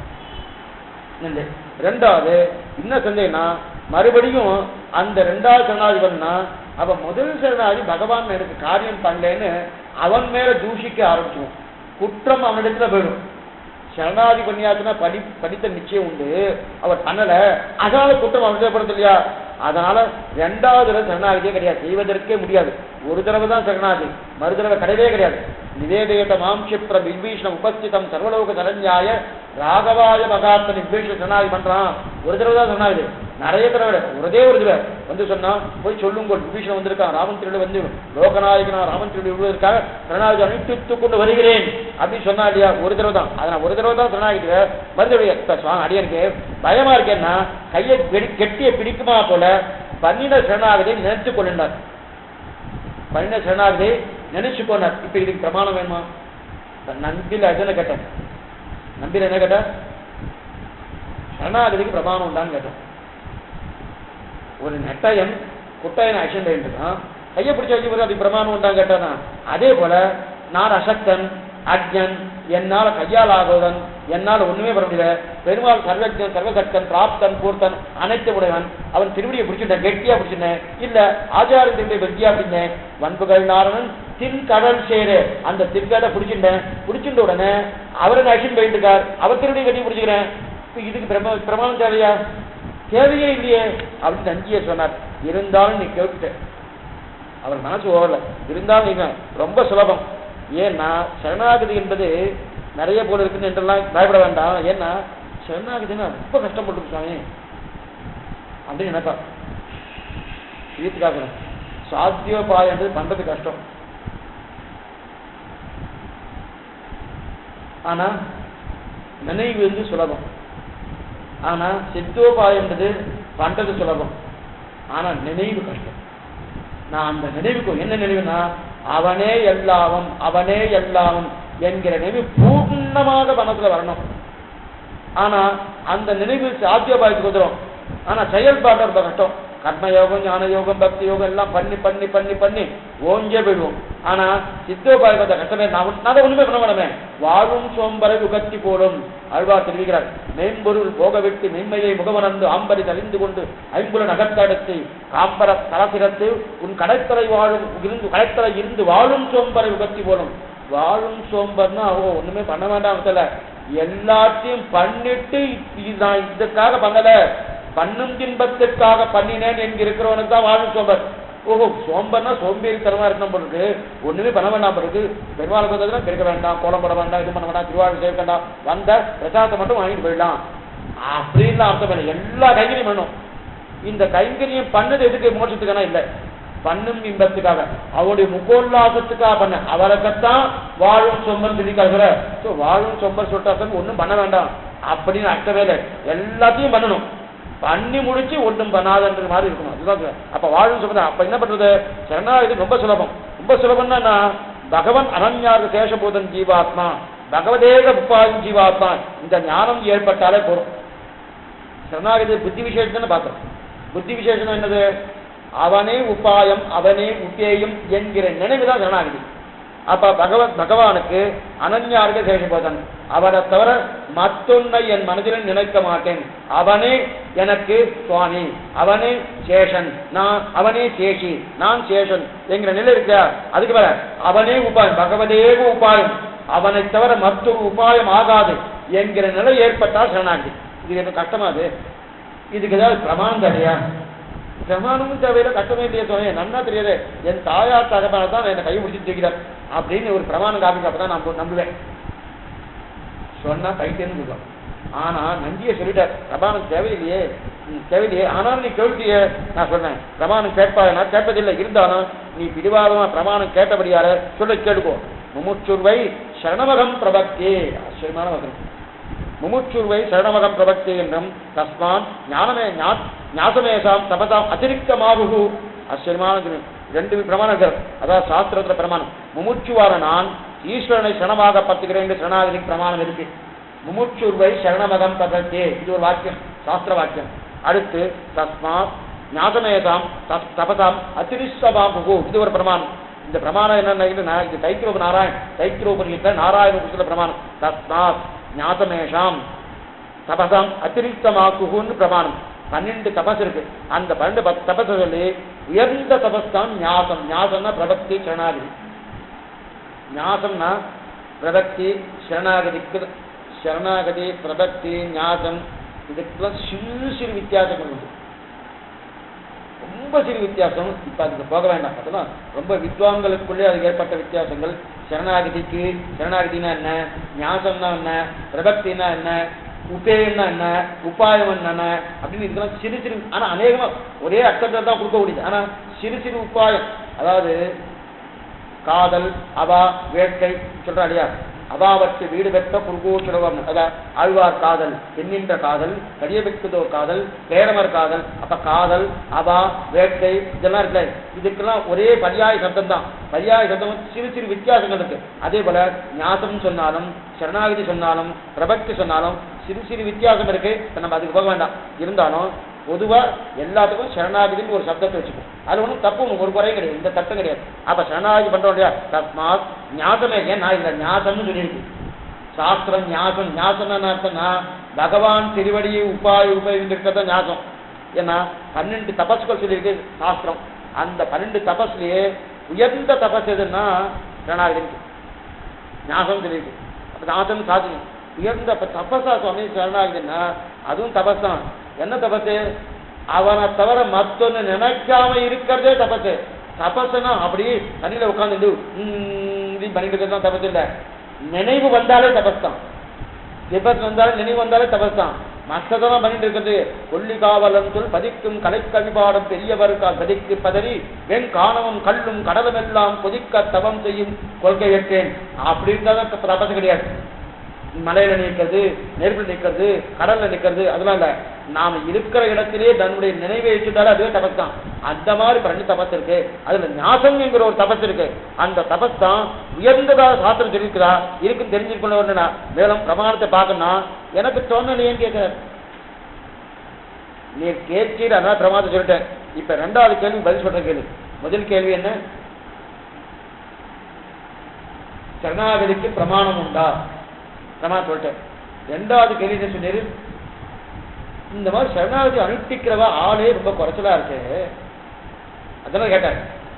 சாத்தியோபாயத்துக்கு எல்லாரும் வராது, சித்தோபாயத்துக்கு ஆளே குறைச்சலா இருக்கு. என்னமா அதுக்கு சித்தோபாயத்துக்கு? அப்ப எது உயர்ந்ததா இருக்கோ, எது கூட்டம் அதிகமா இருக்கோ அதுதான் உயர்ந்தது. கூட்டம் குறைச்சலா இருக்குன்னு என்ன அர்த்தம்? அப்ப தாழ்ந்ததுன்னு அர்த்தம். கூட்டம் அதிகமா இருந்தா அப்ப உயர்ந்ததுன்னு அர்த்தம். அப்ப சரணாகதி தாழ்ந்ததாருது. அதன்னு 2வது கேள்வி. முதல் கேள்வி பதில் சொல்லிட்டார். என்ன பதில் சொல்றாரு? பிரமாணம் இருக்கான்னு கேட்டார். பிரமாணம் தேவையில்லைன்னு சொல்லிட்டு அப்புறம் பிரமாணம் சொல்லிட்டார். நான் சொன்னதான் பிரமாணம். அதுக்கு மேல உள்ளமாக இருக்கிறவங்க எட்டையாக இருக்கிற வைத்துக் கொண்டு அதுக்கு திருஷ்டாந்தத்தை காட்டி பிரமாணம் இதுக்கு பிரமாணம் தேவையானார் இல்லை இன்னும் இருந்தாலும் பிரமாணத்தை சொல்றேன்னு சொல்லிட்டாரு. இப்ப முதல் கேள்வி பதில் சொல்லிட்டார். 2வது கேள்வி என்ன சொல்லிக்கிறாருன்னா ஆச்சரியமா சொல்லிக்கிறார். என்ன இதுக்கு கூட்டமே இல்லையா? அது கூட்டம் நிறைய இருக்கு. ஸ்ரீவைஷ்ணவனால கூட்டம் குறைச்சல் தான். இன்னைக்கு பெருமாள் சன்னிதியில கூட்டம் அத்தனை கூட்டம் திருவேங்கடவடியான் கல்லும் கனகடலும் வைகுந்தமானாலும் புல்லென ஒளிந்தன பொருள்னு பார்க்கிறோம். அத்தனை கூட்டமா இருக்குன்னா அத்தனை பேர் பிரபன்னால போறாங்க. அதெல்லாம் ஒண்ணும் கிடையாது. பிரபன்னெல்லாம் ஒண்ணுங்க. அந்த ஆழ்வாரே சொல்லிட்டார். முதல் தடவை வருவானா வந்து கேட்பானா, வருவார் விடை கொள்வார் வீண்துடாயம் வருவார் வகனின்றி வைகள் சொல்வார்னு. முதல்ல வருவானா கேட்பானா, கேட்ட உடனே தெரிய வைக்கிறார். என்ன இன்னொரு வந்திருக்கானே, இவர்கிட்ட போய் கேட்டு இருக்கானே, இவன்கிட்ட கொடுத்தா மோட்சத்தை கேட்பான்னு நினைக்கிறேன், இவன் மோட்சத்தை கேட்கறேன், ஏதோ ஒரு கேட்டு இருக்கானே, திருவேங்கடம் கொடுத்து போறான். சரின்னு சொல்லி ஐஸ்வர்யத்தான் கேட்கறான், கொடுத்துருவார். அடுத்த தடவை அதான் கேட்குவாங்க. அப்ப முதல் தடவை எம்பெருமானார் சொல்லுவாராம், கொடுக்காதே அவன் கேட்கவே மாட்டான்னு. பக்கத்துல உட்காந்துட்டு இருக்காரு. அதனால ஆழ்வார்களா கேட்கல, எம்பெருமான் தான் கொடுக்காதுன்னா இவர் கேட்டார் சரி கொடுத்துருவாரு அப்படின்னு அவ்வளவு வாத்சல்யம் இருக்கே, அந்த வார்த்தை கொடுத்துருவார். அடுத்த தடவை கேடு எம்பெருமானார் முன்னாடி சொல்றாரு, கொடுத்துருக்குனே அடுத்த தடவை வாருங்க, நான் மோட்சத்தை கேட்க போறான் பாருங்க. அடுத்த தடவை 1 வருஷம் ஆயிடுச்சு, அடுத்த வருஷம் 1 வருஷம் தானே கொடுத்தது படிக்கிறது, அதுக்கு அடுத்த தடவை வராது. வந்த உடனே அடுத்த கேள்வி வந்துட்டா எம்பெருமானா பார்த்து கேட்கறான். எம்பெரு சுவாமி திருவேங்கடமனே வந்துட்டான் பார்த்தியா, நான் சொன்ன மாதிரி மோட்சத்தை கேட்க வராங்க. பாப்பா என்ன கேட்கறான் பார்க்கணும். அடுத்த கேள்வி தெரியுமா, நான் கேட்டேன்னு கொடுத்தியே, எது வீடு கேட்டேன்னு சின்ன குடிசையை கொடுத்தியா, பக்லா கொடுத்தியா? கேள்வி இப்படி ஆயிடுச்சு. அதாவது ஏதோ கடன் கொடுத்தவன்கிட்ட கேட்கிற மாதிரி ஆயிடுச்சு. முதல் தடவை அப்படி ரொம்ப கெஞ்சி கேட்டு, அடுத்தது என்ன ஆயிடுச்சுன்னா, நான் கேட்டே நீ கொடுத்துட்டேன், வாஸ்தவம் தான் நல்லதான் இருக்கு, ஆனா கேட்டதுக்கு அப்படியே கொடுக்கணும், தங்கவா கொடுக்க வேண்டாமா அப்படின்னு 2வது கேட்டார். இவர் முகத்தை அந்த எம்பெருமான திருப்பிட்டார். ஏன் அவர் சொல்லிட்டே இருக்காரு, கொடுக்காதே அவரு கேட்க மாட்டான், கேட்க கொடுத்துட்டு இருக்காரு, திருப்பிட்டார். இல்ல இந்த தடவை இல்ல, அடுத்த தடவை பாரு நானா கேட்பான். இந்த தடவை பெரிய வீடு கேட்டான் இல்லையா, பங்களா கேட்டாங்க, பெரிய வீடு கேட்க போறான். பெரிய வீடுன்னு நம்ம சம்பிரதாயத்துல சீவைகுடன் அர்த்தம். இவர் ரொம்ப ரொம்ப சௌக்கியமா எம்பெருமானோட சொல்றாரு, பெரிய வீடு கேட்க போறான். 3வது தரம் விடை கொள்ளுது, 3வது தரம் வந்தார். இல்ல அப்ப கொடுத்த வாஸ்தவம் தான், ஒண்ணு தானே கொடுத்தேன், எங்க போவான்? அதுவும் ஹாலிடேஸ் வந்துச்சுன்னா அதுக்கு எச்சம் எவ்வளவு இருக்கு, அந்த மாதிரி எனக்கு நிறைய வேண்டாமா, போக வேண்டாமா அப்படின்னு விடுமுறை நாட்கள் நான் என்ன பண்றது, ஒரு 4-5வது கொடுங்க, 3வது தடவை கேட்கணும். இனி என்னைக்குமே இதைதான் கேட்க போறாங்க, தவிர கேட்க போறது இல்லைன்னு நல்லா தெரிஞ்சிட்டு எதுக்கு சொல்ல வந்தேன்னா, அப்படி இருக்கச்சே இவர் இந்த மாதிரி நிலையில இருக்கச்சே, அப்ப 12 தபஸ்ல பிரமாணம் இருக்குன்னா கூட்டமே இல்லையே சுவாமி. சாத்தியபாலிதான் கூட்டம் இருக்குது, சரணாகதி எங்க கூட்டம் இருக்கு? இன்னைக்கு திருவேங்கடத்துக்கு அவ்வளவு கூட்டம் இருக்குன்னா எல்லாமே சாத்தியபாலிட்ட கூட சொல்ல முடியாது. போனா ஏதோ கிடைக்கும், போனா ஏதோ, ஏன்னா சாத்தியபாலி பகவானை பூர்த்தியா நம்புறான். நம்பாம அவன் நல்லாவே தெரியும், நான் பண்ணக்கூடிய கர்மஜான பக்தி உங்களுக்கு மோட்சம் கொடுக்க போறது இல்ல, இந்த பக்தியை பண்ணினா அவன் பிரீத்தி அடைந்து அவன் தான் கொடுக்க போறான்னு தெரியும். ஆனா தன் முயற்சியை அதை உள்ள வைக்கிறான், பகவானை பூர்ணமா நம்பித்தான் வைக்கிறான். ஆனா இங்க போறவன் அத்தனை பேர் அந்த நம்பிக்கையில போனா ஏதோ கொடுப்பா. இன்னைக்கு ஒண்ணு வேண்டாம், யாருக்கும் ஒண்ணும் கொடுக்க போதுன்னு திருவேங்கட ஒரு வார்த்தை சொல்லட்டும், அடுத்து எங்க போவான்னு தெரியாது, எங்க வருவான்னு தெரியாது, ஒண்ணுமே தெரியாது. அப்ப அங்க கொடுக்குற ஒண்ணுமே இல்லை. இன்னைக்கு ஸ்ரீபெரும்புதூர்ல இத்தனை கூட்டம் இருக்கு இல்லையா, ஏன் இதே ஒரு 30 வருஷம் இந்த கூட்டம் இருந்ததுன்னா, எத்த காலத்தை திருமஞ்சம் ஆட்சி 2-3 நாள் செகண்ட் வச்சிருக்கணும், திருமஞ்சம்னா 10 பேர் உட்காந்து சேவிச்சுட்டு இருப்பா. ஆனா நல்ல சேவை, ஆனந்தமா சேவிக்கணும். என்ன சர்வஸ்தானம் சொன்மா போல என்னமா அழகா சேவிக்கலாம். என்னமா அந்த அர்ச்சகா சுவாமி அந்த அவளுக்கு பண்ணக்கூடிய உபச்சாரம் ஆகட்டும், தேய்ச்சி கண்குள்ள தீபி அப்படியே ஆத்துக்கு வந்ததுக்கு அப்புறம் அப்படியே திரைப்படத்துல பாக்குற மாதிரி எதிர்க்க நிக்கிற மாதிரியே அப்படி இருக்கும். இன்னைக்கு அந்த மாதிரி இல்லாம இருக்கு. எதுக்கு சொல்ல வந்தேன்னா கூட்டம் அதிகமா இருக்கு. கூட்டம் அதிகமா இருந்தா அத்தனை பேரும் ஸ்ரீமதே ராமானுஜாய மகான் தெரிஞ்சு வந்துட்டாரன்னா அதெல்லாம் ஒண்ணும் இல்லை. அவர் ஏதோ கொடுப்பாராம், ஏதோ தோஷம் இருக்கான், அந்த தோஷத்துக்கு யாரோ ஒருத்தர் எழுதிட்டா அந்த தோஷ நிவர்த்திக்காக வந்துருக்காங்க. தோஷ நிவர்த்திக்காக எம்பெருமான அறில எத்தையும் கொடுப்பான்.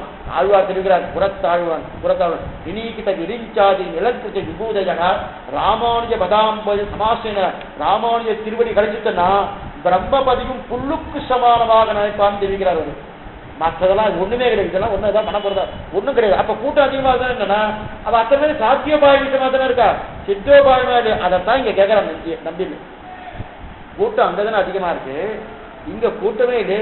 நீரனமோ சரணாகதின்னு சொல்லிக்கிற எங்க கூட்டம் இருக்கு அப்படின்னு கேட்கிறார். அதுக்கு ஆச்சரியமா பதில் சொல்றாரு. ஆச்சரியமான பதில். பிரமாணம் இருக்கிறது இல்லையா, இதுக்கு இருக்கு. எத்தனை பேர் சீ வைத்த பிரபன்னர்கள் இப்படியே இருந்து போனா என்ன இருப்பா, ஒண்ணு இருப்பா. அது மட்டும் இல்ல, பிரபன்னர்கள்னு எடுத்துட்டா இன்னைக்கு ரொம்ப குறைச்சல்.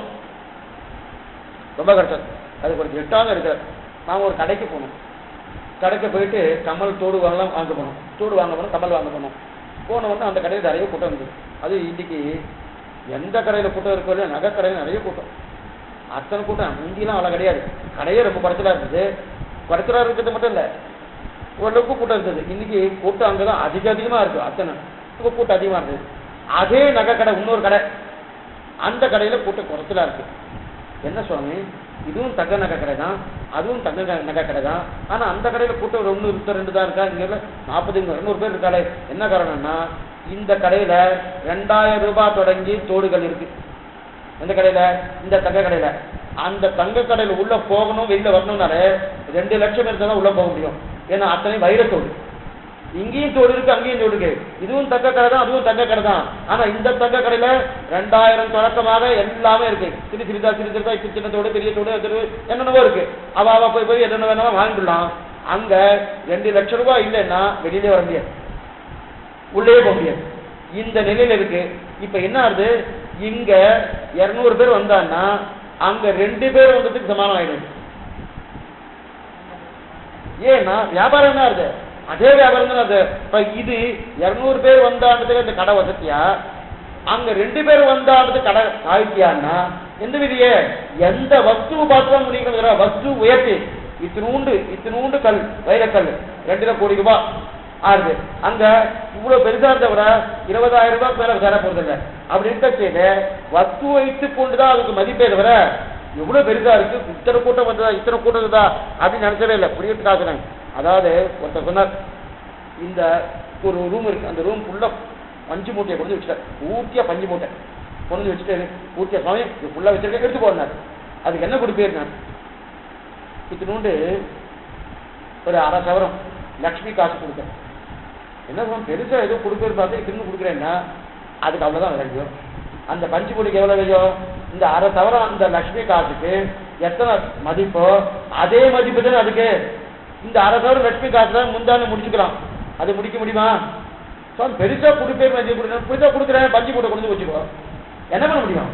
அப்ப முந்தானியில முடிக்கிற மாதிரி 1 கோடி ரூபாய் வைரத்தோடு இருக்குன்னா அதை கொண்டு போய் எனக்கு அவ்வளவு பெருசா கொடுக்கணும்னு நான் எதிர்பார்த்தேன்னா பஞ்சு மூட்டை தான் கொடுக்கணும். அப்ப பஞ்சு மூட்டை வசதியா 1 கோடி ரூபாய் இந்த வைரத்தோடு வசதியா?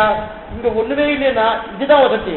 அதே போலதான் இங்க எது தெரியுதான்னா, யார் என்னென்ன பண்ணாலும் புரியத்துக்கு ஒன்று சொல்றேன். இன்னொரு எக்ஸாம்பிள் சொல்றேன். இன்னொரு எக்ஸாம்பிள் என்னன்னா, 1வது வகுப்பு 2வது வகுப்பு கிட்ட 60 பேர் 40 60 பேர் உட்கார்ந்துட்டு இருக்கா. ஆச்சு +2 வந்துச்சு. அப்போ 30 பேர் 35 பேர் இருப்பான். இன்னும் அடுத்த வகுப்பு போகணும். அடுத்த வகுப்பு முதுகலை பல்கலாம் அப்படின்னு இருக்கா இல்லையா, டாக்டரேட் பண்றா இல்லையா, நிறைய பேர் PhD எல்லாம் பண்றா இல்லையா, PhD பண்று. அதுக்கு மேல ஒவ்வொருத்தரும் பெரிய பெரிய அதிகாரி ஆளா இல்லையா, அங்க 2 பேர் தான் இருப்பான், 3 பேர் தான் இருப்பான்.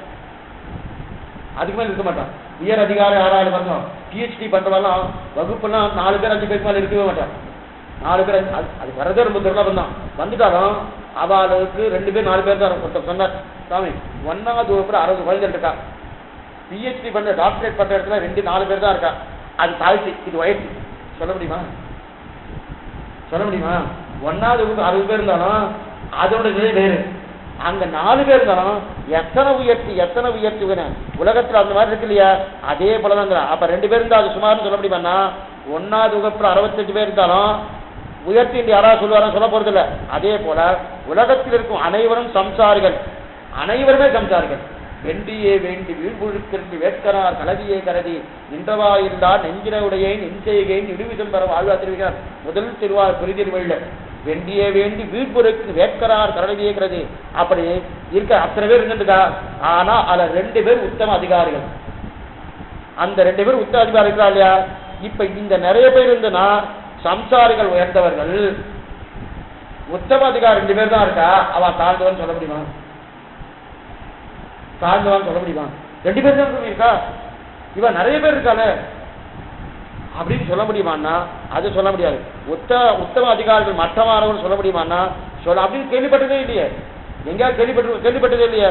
அப்ப சொரூப பிராப்தின்றதுக்காக நம்ம புரிஞ்சு கொள்ளுமா தர இது நிறைய பேர் இருக்கா, இது குறைச்சலா இருக்கான்னு அர்த்தமே இல்லை. வஸ்துவின் மதிப்பை வைத்துக் கொண்டு தான் அந்த வஸ்துவுக்கு கௌரவம். ஒரு வஸ்து இருக்கு, 2 கோடி ரூபாய் வஸ்து. ஆனா ஒரு வஸ்து இருக்கு, இவ்வளவு இருக்கு, ஆனா அதுக்கு 1000 ரூபாய் தான் மதிப்பு அப்படின்னா பிரயோஜனமே இல்லையா? இத்தினூண்டா இருக்கணும். அது நம்மளுடைய முன்னாடி முடிக்கிற மாதிரி வைரத்தோட இருந்தா எத்தனை மதிப்பு இருக்கு. அதான் வஸ்து வைத்து கூட நமக்கு அதே போல நம்முடைய சொரூபத்துக்கு தகுந்தாத சொரூப பிராப்தமா தான் புரிஞ்சுக்கணுமே தவிர நிறைய பேர் இருக்கிறாங்க குறைச்சலா இருக்கிறாங்க நிலையே கிடையாது. ஏன்னா மேலுக்கு ஆனா இந்த நிறைய பேர் இருந்தா வசதி, குறைச்சலா இருந்தா தாழ்த்தி அப்படின்னு கிடையவே கிடையாது. ஏன் தெரிவிக்கிறான்னா இது இதே விஷயத்த ஆளவந்தார் தெரிவிக்கிறார் சதுஸ்லோகியில. விராட்டி ஒன்று பாட போறேன். பாரதம்னா பிரம்மா பாடுறார், நானும் பாடுறேன். பிரம்மா பாட்டா வசதி இல்லையா? அவர் எத்தனை ஞானம் இருக்கிறாரு? ஆளவந்தாருக்கு அவரோட ஞானம் இல்லையே. அதனால நான் பாடினா தாழ்த்தி, பிரம்மா பாடினா வளர்த்தினா இல்லேட்ட. ஒரு பெரிய சமுத்திரம் இருக்கு, சமுத்திரத்துக்குள்ள பெரிய பெரிய மலைகள் இருக்கு, சமுத்திரத்துக்குள்ள அக்னி கூட இருக்கு, அக்னி இருக்கு, எரிமலை இருக்கு, பெரிய ஒரு மலைகள் இருக்கு, சிறு சிறு கூழாங்களும் இருக்கு. 2 பேர் இருக்கா இல்லையா? அப்ப பெரிய மலை கண்ணுக்கு தெரியறதா? தெரியல. பெரிய மலை உழுக்குற பணா தெரியாது நமக்கு, தெரியல. கூழாங்கல் கண்ணுக்கு தெரியறதா? தெரியல. அப்ப பெரிய மலையா இருந்தாலும் கூழாங்கல்லா இருந்தாலும் நம் கண்ணுக்கு 2 தெரியல. அப்ப 2 பேரும் சமமா தானே இருக்கு. அதே போல பெரிய ஒரு சமுத்திரத்துக்குள்ள இருக்கக்கூடிய பெரிய மலையை போல பிரம்மா பாடின பாடல், அந்த சமுத்திரத்துக்குள்ள கூழாங்கல்ல போல நாம் பாடின பாடல். ஆனா சமுத்திரத்தில் இருந்தா 2 தெரிய போகிற. அதே போல உன்னுடைய வைபவத்தை பார்த்தா பிரம்மா பாடினாலும் அது சமுத்திரத்தில் இருக்கிற மலையை போலதான், நாம் பாடினாலும் அது சமுத்திரத்தில் இருக்கிற கூழாங்கல்ல போலதான். அதனால நான் பாடுறேன். அதனால பெரிய மலையா இருக்கிறதுனால வசதி இல்லை. அதே போல இங்க என்ன சொல்றாரு, இது ரொம்ப பெரிதா இருக்கு, நிறைய கூட்டம் இருக்கு அப்படின்னா சம்சாரிகள் கூட்டமா இருக்கு. அதனாலதான் சீவைத்துவ சம்பிரதாயத்துல என்ன அர்த்தம்னா ஒரு அதனாலதான் அன்னைக்கே சொல்றார், ஒருவர் உண்டாகல் அத்தனை காணுள்ளமே. மனவாழ்வு உத்தேசமா இருக்கு. யாரோ ஒருத்தர் கிடைச்சாலும் வேணும், ஊருக்கு ஒருத்தர் இருந்தா போனோம், ஒரு பிரபஞ்சம் இருந்தா போனோம். அதை கொண்டு அந்த ஊரே வாழ்ந்துருக்கும், அதை கொண்டு அந்த ஊரே வாழ்ந்து ஒருவர் உண்டாகல் அன்னைக்கே சொல்லிட்டாருன்னா இன்னைக்கு கேட்கணுமா கேட்க வேணாம். யாரோ ஒருத்தர் கிடைச்சா அப்புறம் அதாவது இதான் சொல்லுவா, இல்ல இல்ல அந்த மாதிரிலாம் கிடையாது சுவாமி, சாத்தியோபாயம் வசத்தினா அப்ப சம்சாரிகள் வசத்தின்னு ஆயிடும், ஸ்ரீவைஷ்ணவ வசதி இல்லைன்னு ஆயிடும். சிவைஷ்ணவர் தான் வசதி. அதான் பிரபன்னனான ஸ்ரீவைஷ்ணவன் தான் முக்கியம். பிரபன்னன் வேஷத்தோடு இல்ல, உண்மையான பிரபன்னனாக இருக்கக்கூடிய ஸ்ரீவைஷ்ணவன் தான். அதுதான் உத்தம அதிகாரி, உத்தம அதிகாரிகள். அப்படிப்பட்ட உத்தம அதிகாரம் தான் உயர்ந்தோம்னா இதுக்கு நம்பில சமாதானம் வந்துடுச்சு. இப்ப நம்பிலுக்கு சமாதானம் வந்து என்ன சமாதானம்? 2 கேள்வி கேட்டிருக்காரு. என்ன கேள்வி? முதல் கேள்வி பிரமாணம் உண்டா சரணாகதிக்கு அப்படின்னு கேட்டார். பிரமாணம் வேண்டாம், நாம் சொல்லுவதே பிரமாணம்னார். அப்ப நீ சொல்லுவது சமாதானம் பிரமாணம் அப்படி நம்பில எப்படி மூஞ்ச சுழிக்கின்றார். ஏன்னா பிரமாணம் நாளைக்கு இவரை கேட்பா இல்லையா, நான் சொல்றது பிரமாணம் அந்த மாதிரி எல்லாரும் சொல்ல போச்சா பிரமாணம் உண்டு, பிரமாணத்தை எடுத்து காமிச்சார். அடுத்து இதுக்கு கூட்டம் இல்லையே சொன்ன, அது கூட்டம் அதிகமா இருக்கு, அதனால கூட்டம் அதிகமா இருக்கிறது உயர்த்தி, கூட்டம் குறைவாக, கூட்டமே இல்லை குறைவாக சொல்ல முடியாது. எங்க இருக்கு கூட்டம்? ஒண்ணுமே கிடையாது. அதுதான் திருமலைக்கு போறவா யார் எத்தனை பேர் இருக்கா? சித்தோபாய நிற்கிறா, பெருமாளை சேவிக்கிறதுக்காக போறேன், பார்த்துட்டு வந்துடுறேன் இதான் கேட்பான், பார்த்துட்டு வந்துடுறேன். இன்னும் பொருட்காட்சி பார்க்குற மாதிரி திருவேங்கட பார்த்துட்டு வந்துடுறேன், சேவிச்சுட்டு வந்தேன்னு சொன்னது கூட தப்பு. சிவைஷ்ணவ சம்பிரதாயப்படி மங்களாசாதனம் பண்ணிவிட்டு வந்ததுதான் கேட்கணும். அங்க போய் பெருமாளை திருவேங்கடமுடைய வாழி வாழி வாழி வாழி பல்லாண்டு பல்லாண்டு பல்லாயிரத்தாண்டு பல கோடி நூறாயிரம் இதை சொல்றதுக்கு நம்ம போறமே தவிர அங்க போய் ஒரு சீட்டு எழுதி வச்சுட்டு சாமி எனக்கு இதெல்லாம் இந்த லிஸ்ட் இருக்கு மளிகை கடையில் கொண்டு கொடுக்குற மாதிரி எனக்கு இது தேவை அது தேவை அது தேவை அது தேவை அதுக்குள்ள ஜரகண்டி வந்துடும். அதுக்குள்ள ஜரகண்டி எங்க எடுக்கிறது? அங்க ஒண்ணும் பண்ண முடியாது. திருச்சி சொல்லுவாங்கன்னா அவர்கிட்ட போயிட்டு என்ன பண்ணணும், நீ நன்னா இருக்கணும், நீ நன்னா இருக்கணும், நீ நன்னா இருக்கணும், யானே என்ன எளியகளாது அதுதான் தெரிகிறார். தனக்கேயாக எனக்குள்ள வேதே எனக்கே கண்ணனை யான்கொள் சிறப்பே தெரிகிறார அந்த நிலையோட ஒரு தீவைக்கு இருக்கு இல்லையா, அது ஒருத்தர் கிடைச்சா போறோன்றார். அப்ப நஞ்சிய சமாதானம் வந்துட்டு இப்ப நமக்கு சமாதானம் வரணும். நஞ்சிய சமாதானம் கிடைச்சுன்னா இப்ப இன்னொரு தெரிவிக்கிறார் ஆச்சரியமா. என்ன தெரிவிக்கிறார் மறுபடியும் படிக்கிறேன், படிச்சா என்னன்னா புரியும். அதாவது நன்பில்லை நஞ்சியரை இசுரோபாயங்களுக்கு பிரமாணங்கள் பகுலமாய் அனுஷ்டானங்களும் பகுலமாய் இருக்க இதுக்கு பிரமாணம் சுருங்கி அனுஷ்டாசாரம் சுருங்குகிறார் என்றது இதுதான் கேள்வி. நஞ்சியர்கிட்ட நம்பியில கேட்கிறார். இதர உபாயங்கள்லாம் இருக்கும், கர்மஜான பக்தி யோகெல்லாம் எல்லாம் சேர்த்து. அதாவது சித்தோபாயமாக இருக்கக்கூடிய சரணாகதி தவிர மற்றெல்லாம் உபாயங்கள். அந்த அது ஆச்சாரியமான சேராது தெரியாதா. அந்த இஸ்ரோபாயங்கள் பிரமாணங்கள் பகுலமாய் அந்த கர்மஜான பக்தியும் பிரமாணங்கள் நிறைய இருக்கு. அனுஷ்டாத்தாக்களும் நிறைய அனுஷ்டானங்களும் நிறைய அனுஷ்டானம் இருக்கு பகுலமாக இருக்க இதுக்கு பிரமாணம் சுருங்கி அனுஷ்டாத்தாலும் சுருங்கிறாங்க. பிரமாணம் ரொம்ப குறைச்சலா இருக்கு, அனுஷ்டானம் ரொம்ப குறைச்சலா இருக்கு, இதுக்கு அடியன், இதுக்கு என்ன அடியன் என்று கேட்க நான் நினைத்திருக்கும் அதுக்கு அவ்வரவு உமக்கு வேண்டுவதுண்டோ நான் சொல்றேன். அதுக்கு மேல உனக்கு ஏதாவது பிரமாணம் வேணுமா கேட்டார். அதுக்கு மேல இவர் கூடி ஒரு ஆட்டத்தில் இருந்து போகான் என்றால் முந்தினவன் முந்தாதவன் கையை பிடித்து போது இதுக்கு ஒரு பிரமாணம் அபேட்சை உண்டோ ஏதா சொன்னார். உயரமா இருக்கக்கூடியவன் குள்ளமாக இருக்கக்கூடிய கையை பிடிச்சிட்டு, அதாவது குள்ளமா இருக்கிறவன் உயரமா இருக்கக்கூடிய கையை பிடிச்சிட்டு ஆற்றை கடந்தால் அதுக்கு ஒரு பிரமாணம் வேண்டுமோ அப்படின்னு தெரிவிக்கிறார். கொண்டுமோ வேண்டில் இருந்தாலும் வேண்டில் பிரமாணங்களாலும் ஒரு குறையில்லை. இனி பிரமாணங்கள் காண வேண்டும் நினைக்கிறேன். இருந்ததே புதியாக சம்சாரிகள் 4 உத்தமதிகாரிகள் இருந்தால் அவருக்கு ஒரு உத்கர்ஷத்தையும் சரி பிரமாணத்தையும் சொல்லிட்டேன். அடுத்த கேள்வி என்ன கேட்டேன், இதுல குறைச்சலா இருக்கா அதுல நிறைய பேர் இருக்கான்னு. 4 பேர் இருந்தாலும் 4 பேர் இருக்கிறபடியால இவாளுக்கு தாழ்த்தி அவரை நிறைய பேர் இருக்கிறபடியா அவ உயர்த்தில் நான் கேள்விப்பட்டதில்லை. உற்பத்திக்கும் அவகர்ஷம் உண்டோ சொரூப பிராப்தம் என்று மித்தனை சொரூபத்துக்கு தகுந்தாற்போல் இருக்கிறது ரொம்ப முக்கியம். இதான் ரொம்ப முக்கியம். அதனால்தான் ஒரு ஸ்ரீவைஷ்ணவனை முன்னிட்டு கொண்டுதான் பகவான் பெருமாளை போய் சேவிக்கணும். நாம போய் செய்யக்கூடாது. அந்த ஸ்ரீவைஷ்ணவ அதுதான் ஆளவந்தார் அதான் பிரார்த்திக்கிறார். அகிருத்திமச்ச சரணாரவிந்த பிரேம பிரகர்ஷாவதி மாத்மபந்தம் பிதாமகம் நாதமுனிம் விலோக்கிய பிரசீதமத்வத்த பிரகிஞ்சயித்வா ஆச்சரியமான சோத்திரத்துக்கு தெரிவிக்கிறார். கடைசியில் தெரிவிக்கிறார். அந்த இதில் தெரிவிக்கணும்னா நான் ஆளவந்தார் இவர் நிறைய படிச்சிருக்கார், இவர் நிறைய முதல்ல எப்படி சொல்றார், இவர் நிறைய பாபம் பண்ணார், அதனால இவரை அனுகரிக்க வேண்டாம், நாதமுனியை பார்த்து அனுகரிக்கலாம் அப்படின்னு நினைக்காதன்றார். ஏன் சொல்ல பாபம் பண்ணலையானா நான் நல்லதே பண்ணியிருக்கேன் வச்சுக்கேன், பாபம் பண்ணபடியாலே நாதமுனிகளை பார்த்து அனுகரிக்கலாம்னு முடிவு பண்ணிட்டே வச்சுக்கேன். வாஸ்தவம் நான் ஒருவேளை நல்லது பண்ணியிருந்தேன், பாவம் பண்ணாதானே இவர் பாபத்தை கைக்கணும்னா இவருடைய தாத்தாவை நாதமுனிகளை வச்சு பார்த்து அந்த நாதமுனுடைய வம்சத்தாராச்சே அவளுக்காக இவன் அனுகிரகம் பண்ணிடலாம் அப்படின்னு நீ பண்ணாதன்றார். அப்ப என்ன பண்ணணும், நான் நல்லதே பண்ணியிருக்கேன்னு வச்சுக்கோ. இப்ப நல்லது பண்ணியிருந்தா நாதமுனி சேவிக்கணுமா? புரியத்துக்காக ஒரு இடத்துக்கு உத்தியோகம் பண்ணும், உத்தியோகம் பண்ணா ஒருத்தர் சிபார்சு லெட்டர் கொடுத்தார். சிபார்சு லெட்டர்னா அவர்கிட்ட சிபார்சா அவர் சிபார்சு பண்ணாரா? ஆமா சுவாமி, அப்ப நீ நல்லவர் தான் ஏத்துக்கிறேன். இது ஒரு நிலை. அந்த உத்தியோகத்துக்கு போகக்கூடிய முதலாளியே எனக்கு நேரையே தெரியும். இப்ப சிபார்சு தேவையா? தேவையில்லை, நீரே நேரம் வரலாம் சொல்றா இல்லையா? அதே போல எனக்கே நான் நன்மை பண்ணியிருக்கேன், நான் பாவமும் பண்ணல, நன்மை பண்ணியிருக்கேன் இல்லையா? அளவத்தாக்குவார் நான் நன்மை பண்ணியிருக்கேன். என்ன நன்மை பண்ணிருக்கேன்? இந்த மாதிரி திருவரங்க செல்வத்தெல்லாம் திருத்தினேன், இங்க திருவரத்துக்கு வந்து நிறைய காலட்சம் பண்ணேன், இங்க இருக்க சிஷ்யருக்கு நிறைய பேர் உருவாக்கினேன், நிறைய காலட்சம் பண்ணி நிறைய விஷயங்களை சொன்னேன், இதெல்லாம் நன்மை தானே. இந்த நன்மைக்காக ஆளவந்தார நான் அனுகிராட்சிக்கிறேன், அவருக்கு மோட்சம் கொடுக்குறேன் அப்படின்னு கொடுக்காதுன்ட்டு. இதுதான் அந்த பாசுரத்துக்கு அர்த்தம். அகிருத்திமச்ச சரணாரவிந்த பிரேம பிரகர்ஷாவதி மாத்மபந்தம் பிதாமகம் நாதமுனிம் விலோக்கிய நாதமுனியை பார்த்து கொடுனாரு. நான் நல்லதே பண்ணிருக்கேன்னு கொடுக்காது. சாதாரண என்ன சொல்லுவா, நான் தீயவன் சுவாமி அவரை பார்த்து எனக்கு கொடுங்கன்னு சொல்லுவா. அந்த மாதிரி இவர் சொல்லல, நான் நல்லவன் அப்படின்னு வச்சிருக்கேன். அப்ப கூட என்ன பார்த்து கொடுக்காத, அப்பவும் நாதமுனிகளுடைய கடாட்சத்தை பார்த்து கொடு, அவருக்கு பேரனார், அவர் திருடி சம்பந்தம் படைத்தவர், அதனால கொடுன்றார். அப்ப என்ன அர்த்தம்னா, என்கிட்ட ஏதாவது தப்பு தண்டாவதுன்னா அப்புறம் கள்ளப்படும், வேண்டாம், அந்த வம்பே வேண்டாம். அப்ப அவரை பார்த்த நாதமுனியை பார்த்தாச்சுன்னா எதுவுமே வரப்படுறது இல்லையே. அதே போல நம்ம பெருமாள் பிரார்த்திக்கு சேவிக்க போச்சு, ஒரு சீவைத்தவரை முன்னிட்டு கொண்டு போயாச்சுன்னா அந்த சீவேஷம் கண்மையில கண்ணப்படும். இவருக்கு பின்னாடி இவர் இருக்காரா, இவர் நல்லவராச்சு, இவரும் நல்லவராத்தான் இருக்கும்.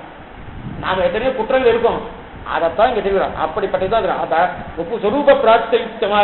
அப்ப எதுக்காகுன்னா நம்முடைய சொரூபம் எது, பகவான கடிமைங்கிறோம், அந்த சொரூப பிராப்தி உத்தமாகக்கூடிய அப்படின்னு. அதுக்கு மேல சொர்க்ககாமோ விஜயத்தை என்கிறபடியே சொர்க்கபலத்தை அனுபவிக்க சாதனமாக சாஸ்திரம் சொல்லா நிற்க செய்தையும் ஓர் ஊரில் ஒருவனை எஜித்தான் என்னான் என்றது இதற்கோ உமக்கு ஆள்பற்ற போகுகிறது என்று அருளி செய்ய இல்லையும் கிருத்தரானார். அதுக்கு மேல இன்னொரு கேள்வி கேட்கிறார், ஆச்சரியமான கேள்வி. சரி சுவாமி, இந்த மாதிரி இருக்குன்னு சொல்றீங்க, இன்னொரு விஷயம் சொல்றேன், நந்தியை சொல்றார். திருட்டமா சொர்க்கம் இருக்கு, ஜோதிஷ்டோப யாகம் பண்ணா சொர்க்கத்துக்கு போறான்னு சாஸ்திரம் விதிச்சிருக்கு. ஜோதிஷ்டோப யாகம் சொர்க்காபோ எஜயத்தேன்னு சாஸ்திரம் விதிச்சிருக்கு. திருட்டமா நல்லா தெரியுது, பிரத்யட்சமா இருக்குது. ஜோதிஷ்டோப யாகம் பண்ணா சொர்க்கத்துக்கு போலான்னு இருக்குது. சொர்க்கத்துக்கு போனா இருக்க ரம்பா திலோத்மா உருவத்தி இவரெல்லாம் நல்லா நாட்டிய கட்டி ஒரு கஷ்டமும் இல்லை, எந்த கஷ்டமும் இல்லை. இந்த மாதிரி சர்க்கரையோ உப்போ இந்த வியாதிலாம் அங்கே கிடையாது. அதுக்குன்னு அவகத பாப்பா விதலகெல்லாம் கிடையாது, அங்கேயும் இதெல்லாம் உண்டு. இதெல்லாம் இங்க இருக்கிற கஷ்டம் அங்கே கிடையாது. இங்க திடீர்னு வாய்த்தவரை இது ஏதோ ஒன்று வந்துட்டு இருக்கு இல்லையா, அந்த மாதிரி கஷ்டம் ரம்பாத்திரம் ஒவ்வொரு நாட்டியம் ஆடுவா, அண்ணா பார்த்துட்டு கச்சேரி பார்த்துட்டே இருக்கலாம். அப்ப அது நல்லா சௌக்கியமா இருக்கு இல்லையா. சொர்க்கத்துல போய் இருக்கலாம் ஒன்றும், அதுக்கு சொர்க்கத்தாம விஜயத்தை ஜோதிஷ்டோம யாகம் பண்ணா சொர்க்கத்துக்கு போகலான்னு சாஸ்திரம் சொல்லியிருக்கு. எத்தனை பேருக்கு பண்ணி சொர்க்கத்துக்கு போறான்னு கேட்டோம். எத்தனை பேருக்கு சொர்க்கத்துக்கு போறா, யாரா ஒருத்தர் கிடைக்கிறாரா? எங்கேயோ ஊர்ல ஒருத்தர் தான் ஜோதிஷ்டோம யாகம்னு சொர்க்கத்துக்கு போயிட்டு இருக்கா. இன்னைக்கு கிடையாது, அன்னைக்கு பண்ணிட்டு இருக்கான். இன்னைக்கு யாருமே, ஏன்னா அந்த ஜோதிஷ்டோம யாகம் பண்ணணும்னா அதுக்கு சில சில இதுக்கு வேணும், வஸ்துக்கள் வேணும். அந்த வஸ்துக்கள் இப்ப நம்ம ஊர்ல இருக்கானே தெரியல. அதனால இப்ப யாரும் பண்றதுல பண்றதுக்கு ஆளும் கிடையாது. அந்த காலத்தை பண்ணிட்டு இருந்தா இல்லையா, பண்ணிட்டு இருந்தாலும் எத்தனை பேர் போயிட்டு இருந்தா, யாரோ மூளைக்கு ஒருத்தர் தான் போயிட்டு இருந்தா. உடனே ஒருத்தர் சொன்னார், சாமி யாரோ ஒருத்தர் மூளைக்கு ஒருத்தர் தான் போயிட்டு இருந்தார். அப்ப ஜோதி சொர்க்கம் வந்து மட்டம், இந்த ஊர் தான் வயசு. இந்த ஊரை கட்டினா சொர்க்கம் எத்தனையோ வசதி, இந்த ஊரை கட்ட 100 மடங்கு வசதி சொர்க்கம். ஏன்னா இந்த ஊர்ல நமக்கு அடுத்த நிமிஷம் எத்தனையோ வியாதி வருது, நம்மளால அனுபவிக்க முடியல. அங்க அனுபவத்துக்கு உண்டான சக்தி இருக்கு, வியாதி கிடையாது கிடையாது. அப்ப இதோட வசதி தானே. அப்ப இதை விட வசதியா இருக்கக்கூடிய அந்த சொர்க்கத்துக்கே போகிறதுக்கு ஆள் இல்லைன்னா மோட்சத்துக்கு போகிற சாத்தியோபாயத்துக்கு ஆள் கிடைக்குமான்னு. சொர்க்கத்துக்காரன் வசதி எது, மோட்சம். அதுக்கு மேல வசதியே கிடையாது. நலமந்தம் இல்லதோர் நாடு, நலம் அந்தம், நலத்துக்கு இதுக்கு மேல முடிவு இல்லாத ஊர். அதான் நலமந்தம் இல்லதோர் நாடு புகுவின்னு ஆழ்வார் 2வது தெரிவிக்கிறார் இல்லையா. அப்ப இப்படிப்பட்ட இருக்கச்சு அங்க இது முடியுமா, முடிய போறது இல்லையா. அதனால இது எங்க பார்த்தாலும் இதுக்கு ஒன்றும் பிரயோஜனமே இல்லை. அதுக்கு மேல இன்னும் தெரிவிக்கிறார், ஊரெல்லாம் ஒரே நிலையா இருக்கு. எந்த இடத்துல பார்த்தோம் கடவுளுக்கு உண்ட மண்ணுலகம் இல்லையா, அது எங்க பார்த்தோம் கள்ளி சப்பாத்தி செடிதான். அப்படின்னா என்ன அர்த்தம்னா, என் தேவையில்லாத செடி இருக்கும். மிருத்த சஞ்சீவினின்னு ஒரு செடி இருக்கு, போகிற உயிரையும் வீட்டுக்கு கொடுக்கக்கூடிய உயிர். இந்த அனுமான் சஞ்சீவி மூலிகை கொடுந்தா இல்லையா, எங்க கிடைச்சு பக்கத்துலயே கிடைச்சது, எங்கெங்கயோ தேடி தேடி கூட கொடுத்தோம் இல்லையா. அந்த மாதிரி மூலிகை எங்க கிடைக்கும், எங்கேயோ ஒரு இடத்துல தான் கிடைக்கும், எல்லாருக்கும் கிடைக்கும். ஆனா கள்ளி சப்பாத்தி செடின்னு நிறைய எங்க பார்த்தாலும் இருந்துட்டு இருக்கும், தேவையில்லாத செடி நிறைய இடத்துல இருக்கு இல்லையா. அதே போல சம்சாரிகள் நிறைய பேர் இருக்கா, பிரபன்னர்கள் ஊருக்கு ஒருத்தர் தான் இருப்பா. அதனால பிரபன்னர்கள் இருக்கிற இடத்துல பக்தன் அர்த்தம் இல்லை, அவர்கள் தான் வேண்டும். அப்ப இது நிறைய இருக்கு, நிறைய இருக்கிறதா இது வருதுன்னு அர்த்தம் இல்லை. அதிகார விசேஷத்தை பார்க்கச்சு அவர் இது போல இந்த வைரத்தோடு 2 லட்சம் ரூபாய் 2 கோடி ரூபாய் பிரமாணம் வந்தாலும் அதுக்கு சமமான பஞ்சு வச்சாலும் அதுக்கு அதோடைய வேல்யூ கிடையவே கிடையாது. அதே போல இப்படிப்பட்ட சித்தோபாய நிஷ்டர்கள் குறைச்சலாக இருந்தாலும் அந்த சித்தோபாயத்தருடைய நிலை வேற எதுக்கும் வராது. அது ஒருத்தர் இருந்தாட வரும், மற்ற அத்தனைக்கும் சமமாக மாட்ட அவர்கள் தான் உயர்ந்தவர்கள் தருகிறார். அதனால்தான் இந்த ஆச்சரியமான இந்த 130வது வார்த்தையில நம்பில்லை நஞ்சியருக்கு நம்பில்லைக்கு இந்த வார்த்தையை தெரிவிக்கிறார். ஏன் தெரிவிக்கிறார்னா, சாத்தியோபாயம் சுலபமா இருக்குன்னே யாருமே வரலையே. இப்படி பார்ப்போம், சாத்தியோபாயம் சுலபமா இருக்கு சாமி வாஸ்தவம். ஞாபகம் வந்த சங்கா சொல்ற ஞாபகம் வந்த வழியாக சாத்தியோபாயம்னா என்ன, சித்தோபாயம்னா ரெண்டாவது சொல்லி. இப்போ புதுசாக நிறைய கட்டடம்லாம் வருது இல்லையா, யாரு இப்போ வீடு வாங்கணும்னா ஃப்ளாட் வாங்கணும்ன்றாங்க. உடனே ரெண்டாவது மாடியாக இருந்தால் அது பொத்தான தட்டினா மேலே போகிறது இருக்கா, இருந்தால் வாங்கிக்கிறோம், இல்லைன்னா வேண்டாம் சொல்கிறா இல்லையா. அந்த மாதிரி நிறைய பில்டிங்லாம் நிறைய வந்துடுது. இப்போ அந்த மாதிரி உள்ளுக்குள்ளே போகிறோம், ஏதோ ஒன்று தட்டுறோம், வீடுன்னு மேலே போகிறது, 4வது மாடியோ 5வது மாடியோ 11வது மாடியோ 16வது மாடியோ போயிடுது, போயிட்டு திருப்பி வந்துடும். அதுதான் சித்தப்பாடு விட்டாங்க. அதுவே சித்தப்பாடு. அப்போ அதுக்குள்ளே போயிடலாம் வந்து மோட்டர் கட்டிலாம் நினைக்காது, விட்டாங்க. அதுதான் சித்தப்பாயம். படிக்கட்டி ஏறி போறா இல்லையா,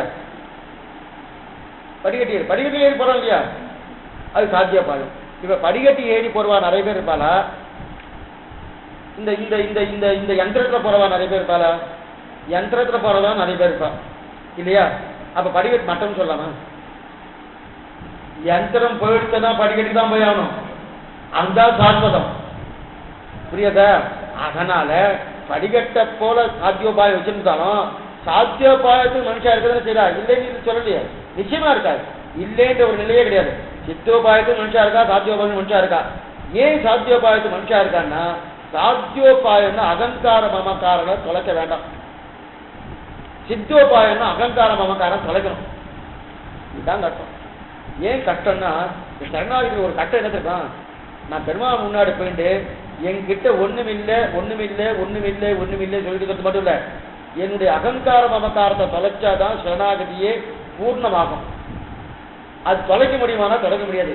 இன்னைக்கு ஒரு ரூபாய் பண்ணிருப்போம், 100 ரூபாய் பண்ணிருப்போம், 1000 ரூபாய் பண்ணிருப்போம் வச்சுங்க, அப்படி பார்ப்போம்.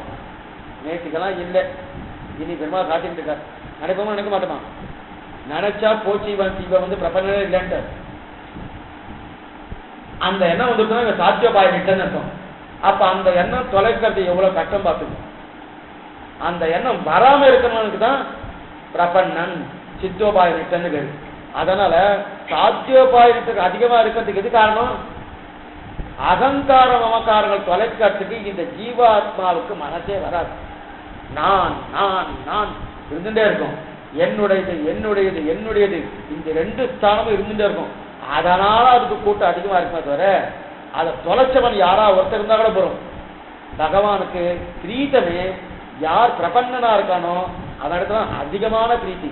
அதனால்தான் ஆத்யஸ்தன குலபதே வகுலாகிர மாதா பிதா யுவதயகா சரஜா விபூதிகி சர்வம் யதேவ நியமேன அதன்மயானாம் ஆத்யஸ்தன குலபதே வகுலாகிரம். எங்கள் குலத்துக்கு தலைவன். என்ன குலத்துக்கு? பிராமண குலமா, சத்திரிய குலமா, வைத்திய குலமா, சூத்திர குலமான பிரபன்ன குலம். அப்படிப்பட்ட பிரபன்ன குலத்துக்கு தலைவர் ஆனபடியாலே அந்த பிரபன்னம்னு ஒரு நிலைக்கு வந்ததாலே அத்தனை தூரம் காதல் ஆழ்வாருக்குல, அத்தனை காதல் இருந்தபடியாதான் இந்த சரீரத்தோடு ஆட்சி போனோம்னு பெருமாள் பிரார்த்தித்ததுக்கு காரணமே இதுதான். எங்கேயாவது சாத்தியோபாயிட்டு அந்த மாதிரி எங்கேயாவது கேள்விப்பட்டிருக்காரா? கர்மஜான பக்தி ஒரு பண்ண கிட்டக்க கூட மாட்டான், பிடிக்கவே பிடிக்காது, கிட்டக்க கூட மாட்டான். டெய்லி இப்போ பண்ண ஆசீர்வாதத்தில் இது சொல்ல வந்தேன்னா, அப்ப சாத்தியோபாயிட்டு நிறைய இருக்கான்னா அகங்கார மமக்காரங்களை தொலைக்காதவான்னு அர்த்தம். இன்னைக்கு லோகத்துல நிறைய பேர் அதான் இருக்கா. பிரபன்னால்னு பார்த்தா அகங்கார மமக்கார தொலைச்சவான்னு அர்த்தம். இப்ப நாமெல்லாம் பிரபன்னார் எப்படி இருக்கிறோன்னு நீங்க தான் முடிவு பண்ணுவீங்க. உங்களுக்கே விட்டாச்சு. எதுக்கு சொல்ல வந்தேன்னா, ஒரு துணி இருக்கக்கூடாது. யார்த்தா பெருமா இருக்கும், அவர் தான், அவர்கிட்ட இருக்கலாம். ஆமா, அப்போ அவர்கிட்ட மட்டும் இருக்கலாம், அவர்கிட்ட இருக்கலாம். அவர்கிட்ட அகங்கார மமக்காரம் இருந்தால் தான் நம்மளால வாழ முடியும். நம்மகிட்ட இருந்தா நம்மளால வாழ முடியாது. அவர்கிட்ட பூர்ணமா இருக்கும். அப்படின்னா என்ன அர்த்தம்னா, அகங்கார மமக்காரம் என்ன அர்த்தம்? அகங்காரம் நான் நான் நான் இருக்கும். மமக்காரம்னா என்னுடையதுன்னு அர்த்தம். அவர் என்னுடையதுன்னு சொன்னா தான் நாம் அவருடைய பட்டத்துக்குள்ள இருப்போம். இது என்னுடையதுல நம்ம எங்கேயோ போக வேண்டியதுதான். அப்ப சொல்லிட்டே இருக்கணும் என்னுடைய. அவர் சொன்னா தான் நாம அவருக்குள்ள போய் திரும்பி போய் சேர முடியும். நாம சொன்னா அவர் திரும்பி போக முடியாது. உன்னுடையதான் நீயே பார்த்துக்கணும். அவர் சொல்லும் அதுவர் நான் சொன்னதான், ஓ இவ்வளவு மேன்மை இருக்கா, இவ்வளவு மேன்மையா, இவ்வளவு பெருமையா இருக்கா, அவர் திருவடியை பத்தணும். அவர் திருவடியை பத்தத்துக்கு உண்டான மேன்மை இருக்கு, எளிமை இருக்கு அப்படின்னு போகும். அதனால அவர் அகங்கார மமக்கார உடையவரா இருக்கணும், நாம் அகங்கார மமக்கார அற்றவர்களா இருக்கணும். அப்ப சாத்தியோபாய நிஷ்டர் அகங்கார மமக்காரன்னா அவன் தன் முயற்சியால சாதிக்கிறான் இல்லையா. நான் கர்மயோகம் பண்ணேன், நான் ஞான யோகம் பண்ணேன், நான் பக்தி யோகம் பண்ணேன். யாரு நினைக்கிறான்?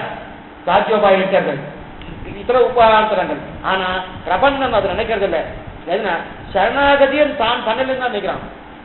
சரணாகதி உபாயம் ஆகாது. நல்லா ஞாபகிக்கோ, சரணாகதியும் உபாயம் ஆகவே ஆகாது. எது உபாயம்? பகவான் திருவடி தவிர மற்றொரு உபாயம் ஆகாது. இப்ப சரணாகதி பண்ண வேண்டாம்னா பண்ணணும், சரணாகதி பண்ணியாகணும். ஆனா நான் பண்ணினபடியாக பகவான் கொடுக்கல. அடிக்கடி இந்த விஷயத்தை சொல்லிட்டு இருக்கேன். சரணாகதி உபாயம் ஆகாது, அவன் திருவடி மட்டுமே உபாயம், மற்றொரு உபாயங்கள். இந்த நிலை ஏற்பட்டவன் தான் பிரபன்னன். இந்த எண்ணம் வருவது என்பது ரொம்ப துர்லபம். அதனால் இது குறைச்சலதான் இருப்பா. இது போல 2 கோடி ரூபாய் வைரத்தை கொடுத்து வாங்குவா போல இது குறைச்சலதான் இருப்பா. அப்ப இந்த நிலை வந்தவன் 2 கோடி வைரத்துக்கு சமானம். எவ்வளவு உயர்ந்தவன்?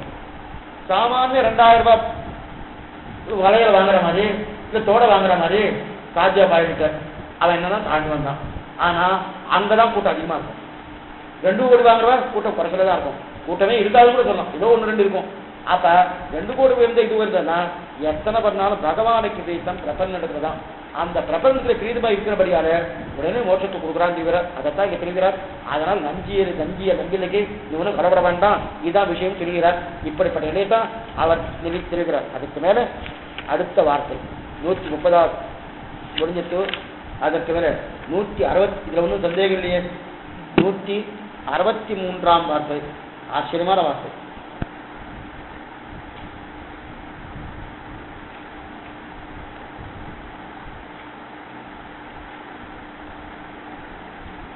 நூற்றி 63ஆம் வார்த்தை பக்கம் வார்த்தாமாலை பக்கம் 203. 163ஆம் வார்த்தை நஞ்சி பெரிய வார்த்தை. இது பார்த்துடலாம். அதாவது நஞ்சியர் பரமபுரத்துக்கு எழுந்துள்ள காலத்தில் தற்காழ்வார் பட்ட ஜீயர் ஸ்ரீபாதத்தில் எழுந்தருளி உமக்கு செய்ய வேண்டுவது ஏன் என்று கேட்டருள ஜீயர் பெருமாள் சர்வசதானம் பண்ண அனுபவிக்க வேண்டுகிறான் என்று விண்ணப்பம் செய்ய பட்டரும் இத்தை திருமாலை தந்த பெருமாளுக்கு அருளி செய்ய அவரும் பெருமாளுக்கு விண்ணப்பம் செய்ய பெருமாளும் புறப்பட்டருளி சேலையை கலைந்தருளி ஜீயரை அனுபவிக்க பித்தருள ஜீயரும் அனுபவித்து பிள்ளை தொடக்கமாக முதலைகளை குறித்து பெருமாள் எனக்கு சர்வசுதானம் பண்ணி அருளினார். நானும் சர்வசுதானம் பண்ண கடவுதாக பொருட்பட்டேன். அபேட்சை உண்டால் உடைபடியே அபேட்சித்துக் கொள்ளுங்கள் என்று அருளி செய்ய பின்னையும் அடியேனுக்கு தஞ்சமான ஒரு வார்த்தை அருளி செய்ய வேண்டும் விண்ணப்பம் செய்ய மனக்கோலத்தை முளைத்திருப்பாரை போலே இப்போது தஞ்சமான ஒரு வார்த்தை உண்டோ கேட்பதென்று பின்னையும் அருளி செய்த வார்த்தை. அதுக்கப்புறம் இருக்குது, மறுபடியும் படிக்கிறேன். இது வரைக்கும் முதல்ல என்ன விஷயம்னு பார்த்துக்கலாம். அதாவது 163ஆம் வார்த்தை நஞ்சியர் பரவதுக்கு கிளம்பிட்டுட்டார். ஆச்சாரியத்தினுடைய பிராபிக்கிறதுக்காக கிளம்பிட்டுறார். கிளம்புற காலத்தில் தற்காழ்வார் பட்டர்ஜியர்னு ஒருத்தர் பெரியவர். அவர் தான் பின்னாடி பெற்றின்னு பேர் இருக்கு. பெற்றி நம்பில்ல வார்த்தை நிறைய வரும். அவருக்கு தற்காழ்வார் பட்டர்ஜியர்னு பேரு. அந்த தற்கால பட்டர்ஜியர் பின்னாடி பெற்றி என்பவர். இவர் நம்பில்லைக்கு சிஷியரா இருக்கார், நஞ்சியருக்கு சிஷியரா இருக்கார். இப்ப நஞ்சியருக்கு சிஷியரா இருக்கார். அவரே நம்பில்லையுடைய சிஷியராவது மறுபடியும் வராது. அப்படின்னா 2 சமாசம் அர்த்தம் இல்லை. தன் ஆச்சாருடைய கிருஷ்ணனுக்கு தான் கிருஷ்ணனா இருக்கார். அது என்ன நிலைக்கு பின்னாடி வச்ச சொல்றேன். அப்படி இருக்கச்சே இப்ப நம்பிலையும் பெற்றி பேசிக்கொண்ட விஷயம் நிறைய இருக்கு. இப்ப இந்த மாதிரி பெற்றி நெஞ்சியத்துல உங்களுக்கு என்ன வேணும்னு கேட்கிற. பெற்றி நஞ்சியத்துல பரமத்து கிளம்பிட்டு இருக்காங்க. கிளம்பிட்டு இருக்கச்சு சீவை கூட்டத்துக்கு போறச்சு ராபிப்பா நம்ம கடைசியில கலந்துருவா ராமம் போறதுல என்ன வேணும் ஆசையை கொண்டு உன்னை ஆசையை சொல்லு நிவர்த்தி பண்றேன்னா அந்த மாதிரி இங்க கேட்கல. இவாளுக்கு பெருமாள் வீட்டுல உங்க ஆசையை நிறைவேற்றணும் என்னன்னு கேட்கிற. அதுக்கு பெருமாளுக்கு சிவ தெரிவிக்கிறார் நஞ்சியர். இவாளுக்கு என்ன வேணும்? அங்க 4 இடம் இருக்கு, அங்க 4 இடம் இருக்கு. அந்த சொத்தெல்லாம் இவாளுக்கு பேர் எழுது, அந்த சொத்தெல்லாம் இவாள் அதெல்லாம் இவ பார்க்கறதில்லை. இவாளுக்கு பெருமாள் சேவை தேவை, ஆச்சாரத்தினுடைய தேவை தேவை, பகவதாத்தினுடைய தேவை மற்றொன்று தெரியாது. அதனால நஞ்சியர் கேட்கிறாரு அந்த பெட்டிக்கிட்ட. ஒண்ணுமில்லை, பெருமாள் நம்பெருமாளுடைய திருவேணியை சர்வஸ்வ தானம் பண்ணணும்னு. சர்வஸ்வ தானம் பண்ணணும்னா என்ன அர்த்தம்னா, பெருமாள் திருவேணி இருக்கு இல்லையா, அந்த திருவேணியை ஏகாந்தமா சேவிக்கணும். ரொம்ப முக்கியம். அதனால்தான் இந்த ஒரு திருவஞ்சனம், அதாவது ஜேஷ்டாபிஷேகம் சொல்றா இல்லையா, அந்த ஜேஷ்டாபிஷேகம் ஏற்படுத்துறதுக்கு அதுதான் காரணம். ஜேஷ்டாபிஷேகம் பெருமாவுடைய அந்த திருவாபரணம்லாம் கலைஞ்சி அதற்கு மேற்கொண்டு அதுக்கு நிறைய இதெல்லாம் சாத்துறா இல்லையா, என்னென்ன கவசங்கள் உண்டோ அந்த கவசங்கள்லாம் சாத்துறா இல்லையா, அந்த காத்தின கவசம்லாம் கலைஞ்சி அதுக்கு அதுக்கு சாஸ்திர ரூபமாகவும் உண்டு, ஆகம ரீதியாகவும் உண்டு. ரெண்டுமே அதுக்கு அனுமதிக்கப்பட்டுள்ளது. ஆகம ரீதியாவது பண்ணணும், சாஸ்திரோக்தமும் பண்ணணும். ஏன்னா பெருமாளுடைய திருமேனி சர்வஸ்வதாரம் இது மாதிரி நம்பிடுவாளுக்கு ஆசிரியம் இவ்வளவுதான் இருப்பாரு, இவ்வளவுதான் இருப்பாரு. அவர் கவசத்தை சாத்தி சாத்தி சாத்தி அதை விட போதும் நம்மாழ்வார் நூண்டு தான். இருக்கிற ஒரு குழந்தை வாருப்பார். நீ உற்சவத்துல 5வது 4வது 3வது உற்சவத்தை போய் தெரிவிக்கணும். சற்று ஞாபகம் இல்லை. அந்த இடத்துல அந்த தாமிரபரணி அந்த கரையில அவருடைய காரிமாறன் அவருடைய திருமாளிகை இருக்கு. அங்க அதற்கா போயிடார். அங்க அவர் பிறந்த குழந்தையா கண்ணன் திருக்கோலம் சாத்திக்கிறார். தவிர நம்ம மாதிரி இருப்பார். அப்படியே குழந்தையா இருப்பார். அப்படியே குழந்தையா சேவை துணுதான் விக்கிரகம். ஏன்னா அவர் ஜலத்தால பண்ணப்பட்டது, ஒரு உலோகத்தை வைத்துக் கொண்டு பண்ணப்பட்ட விக்கிரகம் அல்ல. ஏன்னா மதுரை கவி ஆழ்வாரால் பண்ணப்பட்டவன் ஜலத்தை உருக்கினார். அதுவே நம்மாழ்வாராக வந்தது. முதல்ல ஒரு பவிஷ்யதாக விக்கிரம் எந்திரமானார் இருந்தார். அதுக்கப்புறம் அதுவே நம்மாழ்வாராக வந்து வரப்பட்டது. எதுக்கு சொல்ல வந்தேன்னா அத்தனை திருமேனியா அந்த மாதிரி திருமேனி சேவிக்கிறோன்னு ஒரு ஆசை யாருக்கு? நஞ்சியருக்கு. கிராமத்தை கிளம்பிட்டு இருக்கார். இந்த ஆசை உடனே நேர பெருமாளுடைய திருப்பரிவட்டங்கள் திருவாபரணம் கலந்து திருவேணியோடு ஒரு தடவை சேவிக்கணும், அதுதான் எனக்கு ஆசையில பிரார்த்திக்கிறார்.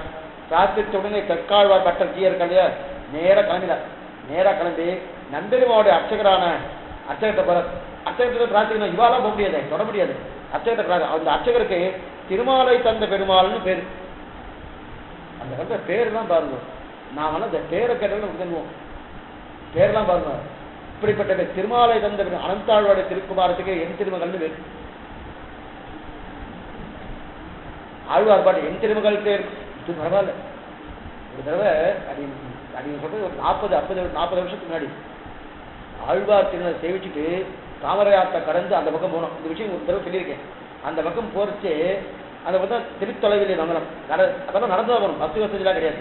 அதுவும் வந்து உள்ளுக்குள்ள காட்டுக்குள்ள தான் போகணும். முள்ளு மரம் எல்லாமே இருந்துட்டு இருக்கோம். போகணும்னு நினைச்சு அந்த ஒரு அம்மா அந்த ஆத்திர ஜலமே கிடையாது. அது இன்னைக்கு ஜலம் இருந்திருக்கு, எல்லாமே கிடையாது. ஜலம் இல்லாத அந்த பசுமாட்டம் ஓட்டிட்டு இருக்க அந்த குழந்தைய கூப்பிடுறது, அந்த தன் பிள்ளைய கூப்பிடுறது. பிள்ளைய எப்படி கூப்பிடுறது? ஆழ்வார் பாட்டு. அதுவும் அது இந்த ஆழ்வார் திருமையாச்சு. ஆழ்வார் பாட்டுடைய சப்தத்தை வச்சே கூப்பிடுறது. ரொம்ப சந்தோஷமா இருந்தது. இத்தனைக்கும் அந்த மாதிரி பார்க்கறது ஸ்ரீவைஷ்ணவ லட்சணம் பூர்ணமா இருக்கிற மாதிரி தெரியல.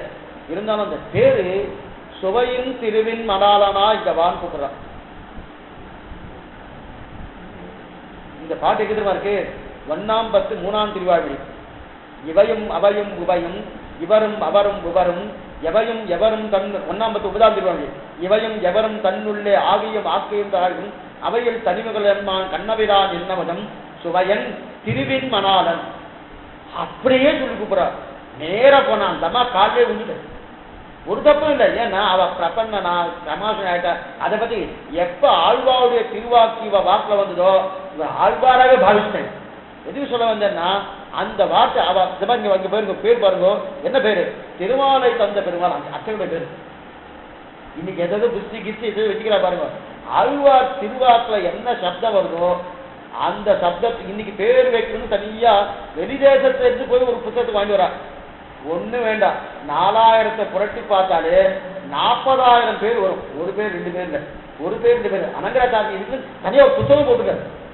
4000 பெருமாள் திருநாமங்கள். ஏன்னா அவருக்கு முதலே தெரிஞ்சு போயிட்டு இந்த மாதிரிலாம் பண்ணிட்டு இருக்கா பண்ணிட்டு தெரிஞ்சு போயிட்டு தனியா இதுக்குமே புத்தகம் 4000 பெருமாள் திருநாமங்கள் தனியா எழுதி வச்சிருக்காரு. ஒரு கட்டமே இல்லை. நம்ம சம்பிரதாயத்துக்கு எந்த விதமாக. ஆனா அவன் சொன்ன வெளிதேசத்துக்காக சொன்ன வசதி ஒண்ணுமே கிடையாது. அவன் இங்கிருந்து எடுத்து போறான். அவனும் புதுசாக கண்டுபிடிச்சானோ இல்ல. இங்கிருந்து எடுத்து போய் சொல்றதுக்கு இத்தனை சொல்லுன்னா திருமாலை சொந்த பெருமாள்கிட்ட விண்ணப்பம் செய்ய அவரும் பெருமாள்கிட்ட காட்டுகிற விண்ணப்பம் பண்ணிட்டார். இவன் சர்வஸ்வதானம் பெருமாளுடைய திருப்பரிவட்டம், அதே போல திருமாலை, அதே போல திருவாபரணம் கலைஞ்சி சர்வஸ்வதானம் பண்ணபடி சேவிக்கணும்னு நஞ்சியர் ஆசைப்படுறார். அவர் பரவத்தை கேட்டுட்டு இருக்கார். ஆசைப்படுறான்னு பிரார்த்திக்க அவரும் நேர பெருமாள்கிட்ட போய் பிரார்த்திச்சார். அவர் நேரம் சொல்ல முடியாது. ஓ பெருமாள் என்னுடைய வசம் தானே நான் பண்ணிக்கிறேன்னு சொல்ல முடியாது. பெருமாள்கிட்ட போய் பிரார்த்திக்கணும். அந்த காலத்துல ஒரு அர்ச்சகராகட்டும் ஒரு அத்தியாபகராகட்டும் இந்த ஊரை விட்டு இன்னொரு திவ்யதேசத்துக்கு போறான்னா முதல்ல அனுமதி. எந்த திவ்யதேசத்துல கைங்கரம் பண்ணிட்டு இருக்காளோ அந்த திவ்யதேச பெருமாட்ட அனுமதிக்கணும், பிரார்த்திக்கணும். அப்படியே நெல் போயிட்டு தேவரை அனுமதிக்கணும். அவர் எஸ்ன்னு சொன்னதான் கிளம்பணும். இந்த மாதிரிதான் திருவரங்கநாதனுக்கு ஒரு அரைய சுவாமி பிரார்த்திச்சார். அவருக்கு அனுப்ப மனசே இல்லை. அவர்கிட்ட ஆழ்வார் சுற்றி நல்லா தெரிவிச்சுட்டு இருக்கு. நீ போக வேண்டாம் சொன்னா இப்ப ஏதாவது தப்பா எடுத்து பாருங்க. இந்த பாட்டை தெரிவிச்சுட்டு போனாரு. ஐயோ அவ்வளவு பாட்டு என்ன தெரிவிக்க.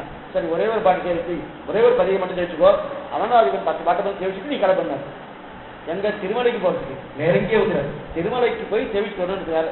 ஆச்சு முதல் பாட்டாச்சு, 2ஆவது பாட்டாச்சு, 3ஆம் பாட்டு வந்தது.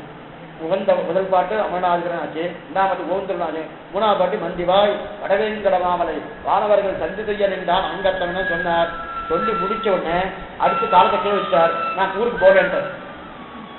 என்ன சுவாமி ஊருக்கு போல, எதுக்கு போல ஊருக்கு போலன்னு சொல்லிட்டு இருக்கிறேன், எதுக்கு போலன்னு கேட்டார். இல்ல இல்ல மந்திவாய் வடவேங்கடமாமலை வானவர்கள் சந்தி செய்ய நின்றான் அரங்கத்தவனையான் தெரிஞ்சுட்டு இவன் தான் அங்க இருக்கான், அவன் தான் இங்க வந்திருக்கான், இன்னும் எதுக்காக இங்க போனோம், அவனே இங்க சூஷ்பத்தை தெரிஞ்சுதான் ரங்கநாதன் பண்ணார். அந்த நம்பெருமாள் இந்த பாத்திரத்தை கேட்டுக்காரு. கேட்டு அவர் இங்க வச்சார் இல்லையா, எதுக்கு சொல்ல வந்தேன்னா அத்தனை தூரம் அங்க இருக்கா. இப்ப பெருமாளும் பிரார்த்திக்க தேவரதுக்கு சர்வஸ்வ தானம் பண்ணணும், பெருமாள் பிரார்த்தித்து தான் பண்ணணும். பெருமாள் பிரார்த்தித்தோன்னு அவர் நல்ல அர்த்தங்களாக வர சொன்னார். வர சொன்னி திருவாபரணத்தை கலைய சொன்னார், திருப்பரிவட்டத்தை கலைய சொன்னார், அதே போல திருமாவளை கலைய சொன்னார். கலைச்சிட்டு திருநெல்வேலியை பூர்த்தியா சர்வஸ்தாவும் சேவிக்க சொன்னார். பூர்த்தியா சேவிச்சார். இந்த மாதிரி சேவை சில பேருக்கு தான் கிடைக்கும், எல்லாருக்கும் இல்லை. ஜீயரும் சேவிச்சார், நல்லா பெருமாள் சேவிச்சுட்டு அதுக்கப்புறம் சர்வஸ்வதை நான் பண்ண உடனே அங்கிருந்து கிளம்பி வந்துட்டார். கிளம்பி வந்து நான் ஒரு முடிக்கு வந்துட்டேன். இனிமே நான் புறத்து போறேன், என்னுடைய அனைத்து நானும் உங்களுக்கு சர்வஸ்வ தானம் பண்ண போறேன் நஞ்சியர் சொல்றார். நஞ்சியர் பெருமாள்கிட்ட சர்வஸ்வ தானம் சேவிக்கணும்னா எல்லாம் பூர்த்தி அவர் திரும்பியை கேட்டு சேவிச்சாச்சு. அவர் சர்வஸ்வ தானம் பண்ணிட்டார். யாரு? பெருமாள் பண்ணியாச்சு, நம்பெருமாள் பண்ணியாச்சு. இப்ப நேரம் கிளம்பி வந்துட்டார். கிளம்பி வந்தேன், நானும் கிளம்பி பண்ணிட்டு போறேன் சீவை கொடுத்துக்க, என்னுடைய சர்வஸ்வ தான் உங்களுக்கு கொடுக்க போறேன் அப்படின்னு அர்த்தம். என்னுடைய அர்த்தங்களை பூர்த்தியா உங்களுக்கு கொடுக்க போறேன். எங்ககிட்ட என்னென்ன அர்த்தங்கள் இருக்கோ, என்னென்ன பூர்வாஜோட கிரந்தங்கள் எங்க இருக்கோ எல்லாத்தையும் சர்வஸ்வம் எல்லாரும் கொடுக்க போறேன்.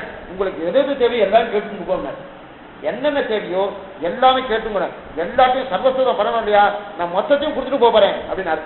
யாராருக்கு எது தேவையோ, எது ஆசையோ, எது அடியோ அதை கேட்டுக்கொள்ளுங்கள் அப்படின்னு சொன்ன உடனே நம்பிக்கை இதுதான் வாழ்க்கைன்னா ஆச்சாரியன் சொன்ன உடனே ஓடணும். பசியன் சோற்றை கண்டா போல உடனே ஆச்சாரனை பார்த்தா என்ன பண்ணணும்னா பசியன் சோற்றை கண்டணும். பசி என்னன்னா ஒருவேளை பசி இல்லை, 10 நாள் பசி. ஒருவேளை பசினா வேண்டாம் சுவாமி, 4 பேர் சாப்பிட்டே தான் இருக்கேன், 10 நாள் பசி. அந்த பசியன் சோற்றை கண்ட உடனே விட்டு விட அடுத்த சொல்லுமே அடியனுக்கு தஞ்சமான ஒரு வார்த்தை சொல்ல வேண்டும், அடியனுக்கு புகழாக ஒரு வார்த்தை அருளை செய்ய வேண்டும் என்று பிரார்த்திக்க யார் நம்பில்லை கேட்கிற விஜயர்கள். அவருக்கு ஒரு வார்த்தை தெரியா, பெரிய காலட்சேப அதிகாரி. ஏன்னா இவர் இருக்கும் போதே இவர் அதிகாரி இவரால் நிரூபிக்கப்பட்டது. ஆச்சாரியனால ஒரு சிஷ்யன் பெரிய அதிகாரி நிரூபிக்கப்பட்டது நஞ்சியதான். ஆனா அவர் கிளம்பி போச்சு தஞ்சமான வார்த்தை சொல்லணும், புகழான ஒரு வார்த்தை சொல்லணும், பிரார்த்திக்கிறார். பிரார்த்திச்சவுடன் நஞ்சியை தெரிவிக்கிறார். ஆச்சரியம், மனக்கோலத்தில் முளை தெளிப்பாலை போலே அப்படிங்கிறது புத்தகத்தில் இருக்கு பாருங்க. மனக்கோலத்தில் எடுத்துக்காரு பாருங்க, மனக்கோலத்தில் இது இருக்கு பாருங்க. அதாவது விண்ணப்பம் செய்ய பெருமாளும் சர்வஸ்வர சேரவழி நானும் சர்வஸ்வரம் பண்ண விரதாக ஒருப்பட்டேன். அபேட்சுடையார் உடையபடியே அபேட்சித்துக் கொள்ளுங்கள் அருளி செய்ய, பின்னை அடியனுக்கு தஞ்சமான ஒரு வார்த்தை அருளி செய்ய வேண்டும் என்று விண்ணப்பம் செய்ய, மனக்கோலத்தை விளைத்தெரிப்பார போலே இப்போது தஞ்சமான ஒரு வார்த்தை உண்டோ கேட்பது என்று பின்னையும் அருளி செய்த வார்த்தை. இப்ப போய் அந்த தஞ்சமான வார்த்தை கேட்கலாமா? மனக்கோலத்தில் முளைத்தெரிப்பாரை போல அப்படின்னு என்ன அர்த்தம்னா, அதாவது பாலிகை அங்குராத்னம் இல்லையா, பாலிகை கலக்கிறான்னு கோயிலெல்லாம் கல்யாண பாலிகை கரைக்கிறதுன்னு ஒன்று வச்சிருக்கா. இப்போ அது கிடையவே கிடையாது. இப்போ அதெல்லாம் என்ன ஆயிடுச்சுன்னா எல்லாம் வாத்தியார் வச்சுட்டு பிள்ளைகால பல குழந்தைகள் வச்சுட்டு பண்ணக்கூடிய வார்த்தை. இப்போ அதெல்லாம் போயிட்டு எல்லாம் கட்டிக்கலாம் எதுவும் பண்ணிடுறா, உண்டோ அதுவும் தெரியாது. பாலிகை கறக்கிறது வச்சுக்கா, நான் கல்யாணம் ஆகிட்டு அந்த அந்த அந்த சடங்கு இருக்கு பாலிகை கறக்கிறது. அதான் மனக்கோலத்தில் முளை தெரிப்பார பாலிகை முளை எடுத்துருக்கு, முளை கட்டது இல்லையா. மனக்கோலத்தில் கல்யாணம் ஆச்சு எப்படி பாலியை கறக்கிறாரோ அங்குரார்ப்பணம் பண்ணுறச்சே அதே மாதிரி போடுவான். கோயிலில் அங்குரார்ப்பணம் முதல் நாள் அங்குரார்ப்பணம், இந்த முதல் நாள் முதல் நாள் நாளைக்கு துஜாராகணும், இன்னைக்கு சாயங்காலம் அங்குரார்ப்பணம். சேனமொழியார் உற்சவம்னு பேர், அவர் நகர சோதனை திருவரங்க, அது பேரு நகர சோதனைன்னு பேர். நேர பெருமாள் போயிட்டு பைலட் அவர் இன்னைக்கு போறாரு யாரா இருக்கோ ஒண்ணுமில்லாத 5 வருஷமோ 2 வருஷமோ 1 வருஷமோ 2 நாளோ கிடையாது அவருக்கு இவ்வளவு வைப்போம். அவர் என்னைக்கும் தேவாதிராஜன் என்னைக்கும் 8க்கும் 7 எல்லா காலத்துக்கும் அவருக்கு நகர சோதனை பண்றது. அந்த அங்குரார்ப்பம் கூட இந்த அர்ச்சக சுவாமி போயிட்டு பாரு, ஆனா நகர சோதனை பண்றது இந்த அங்குரார்ப்பம் பண்றா இல்லையா, அந்த அங்குரார்ப்பணம். அதே போல என்ன சொல்றாருன்னா, கல்யாணம் கெட்டு மேலும் ஆயிருக்கு, எனக்கு கல்யாணம் ஆகப்படுது, இப்ப போய் முளை தெளிக்கிறேன்னு கேட்கலையேன்னு கேட்கிறாரு. யாரை பார்த்து? நம்பில்லை பார்த்து. நஞ்சியருக்கு வயசாயிடுச்சு, மோசம் போயிட்டு இருக்காரு, கல்யாணம் ஆக போதுன்னா நம்முடைய சம்பிரதாயத்தில் மரணம் தான் கல்யாணம், மரணம் தான் திருக்கல்யாணம். ஏன்னா ஒருத்தர் கிளம்பி போறானாலே பெருமாளுடைய திருக்கல்யாணம் ஆகிறதுன்னு அர்த்தம். மற்ற எதுவுமே கிடையாது. திருக்கல்யாணம் ஆகிறதுன்னு இருக்கும். இன்னைக்கும் சில சில மகான்கள், அந்த காலத்தில் சில மகான்கள் திருநாட்டை அலங்கரித்து விட்டால் அவர் திருவடி செவித்து விட்டு வந்து தன் ஆத்திர நேராக வந்துடுவாங்க, குளிக்கவே மாட்டாங்க.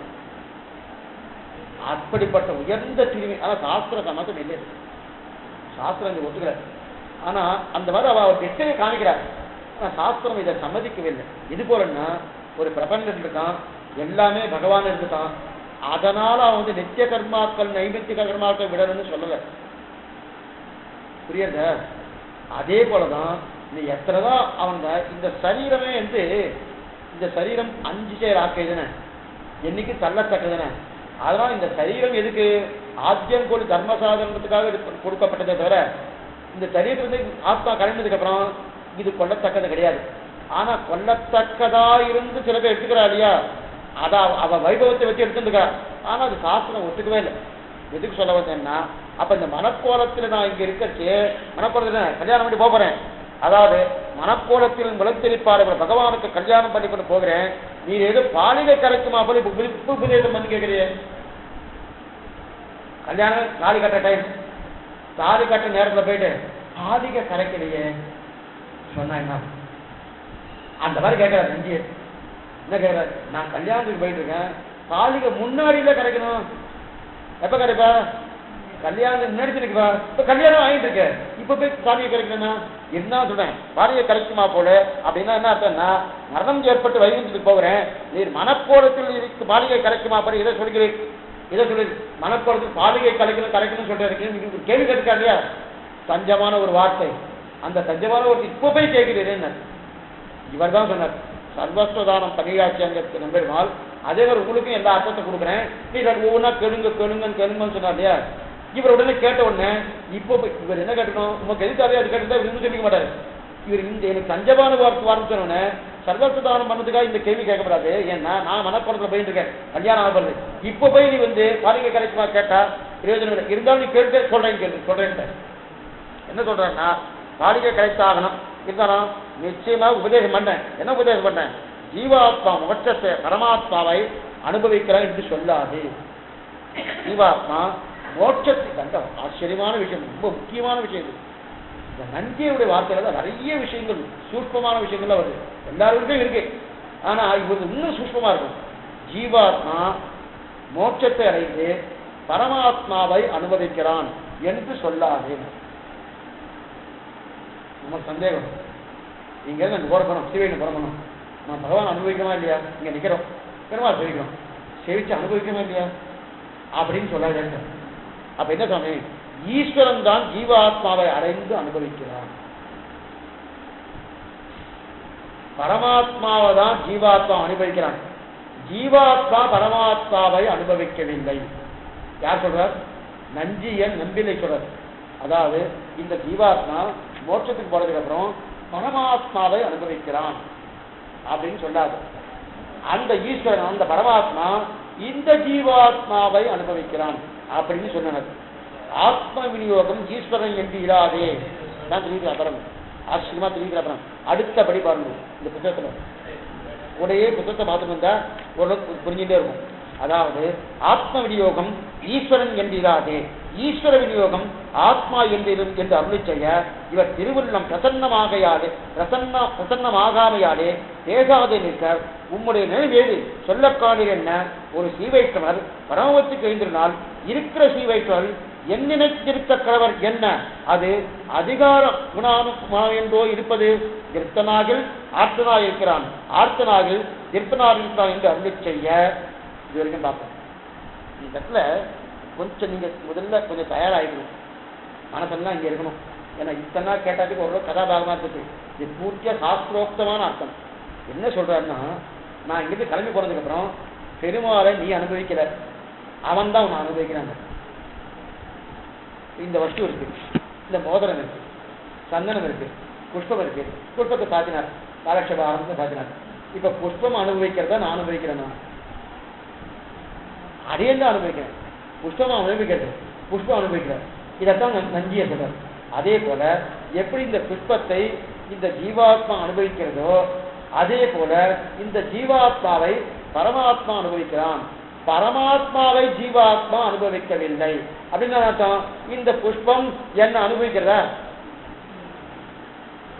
புஷ்பத்தை நான் அனுபவிக்கிறேன், நல்லா இருக்கு, வாசனையா இருக்கு, நெத்தி நெத்து இருக்கு, சில்லுன்னு இருக்கு அப்படின்னு நான் அனுபவிக்கிறேனோ, அதே போல இந்த புஷ்பத்தை நான் அனுபவிக்குமா போல இந்த ஜீவாத்மா என்கிற புஷ்பத்தை பரமாத்மா தான் அனுபவிக்கிறான்.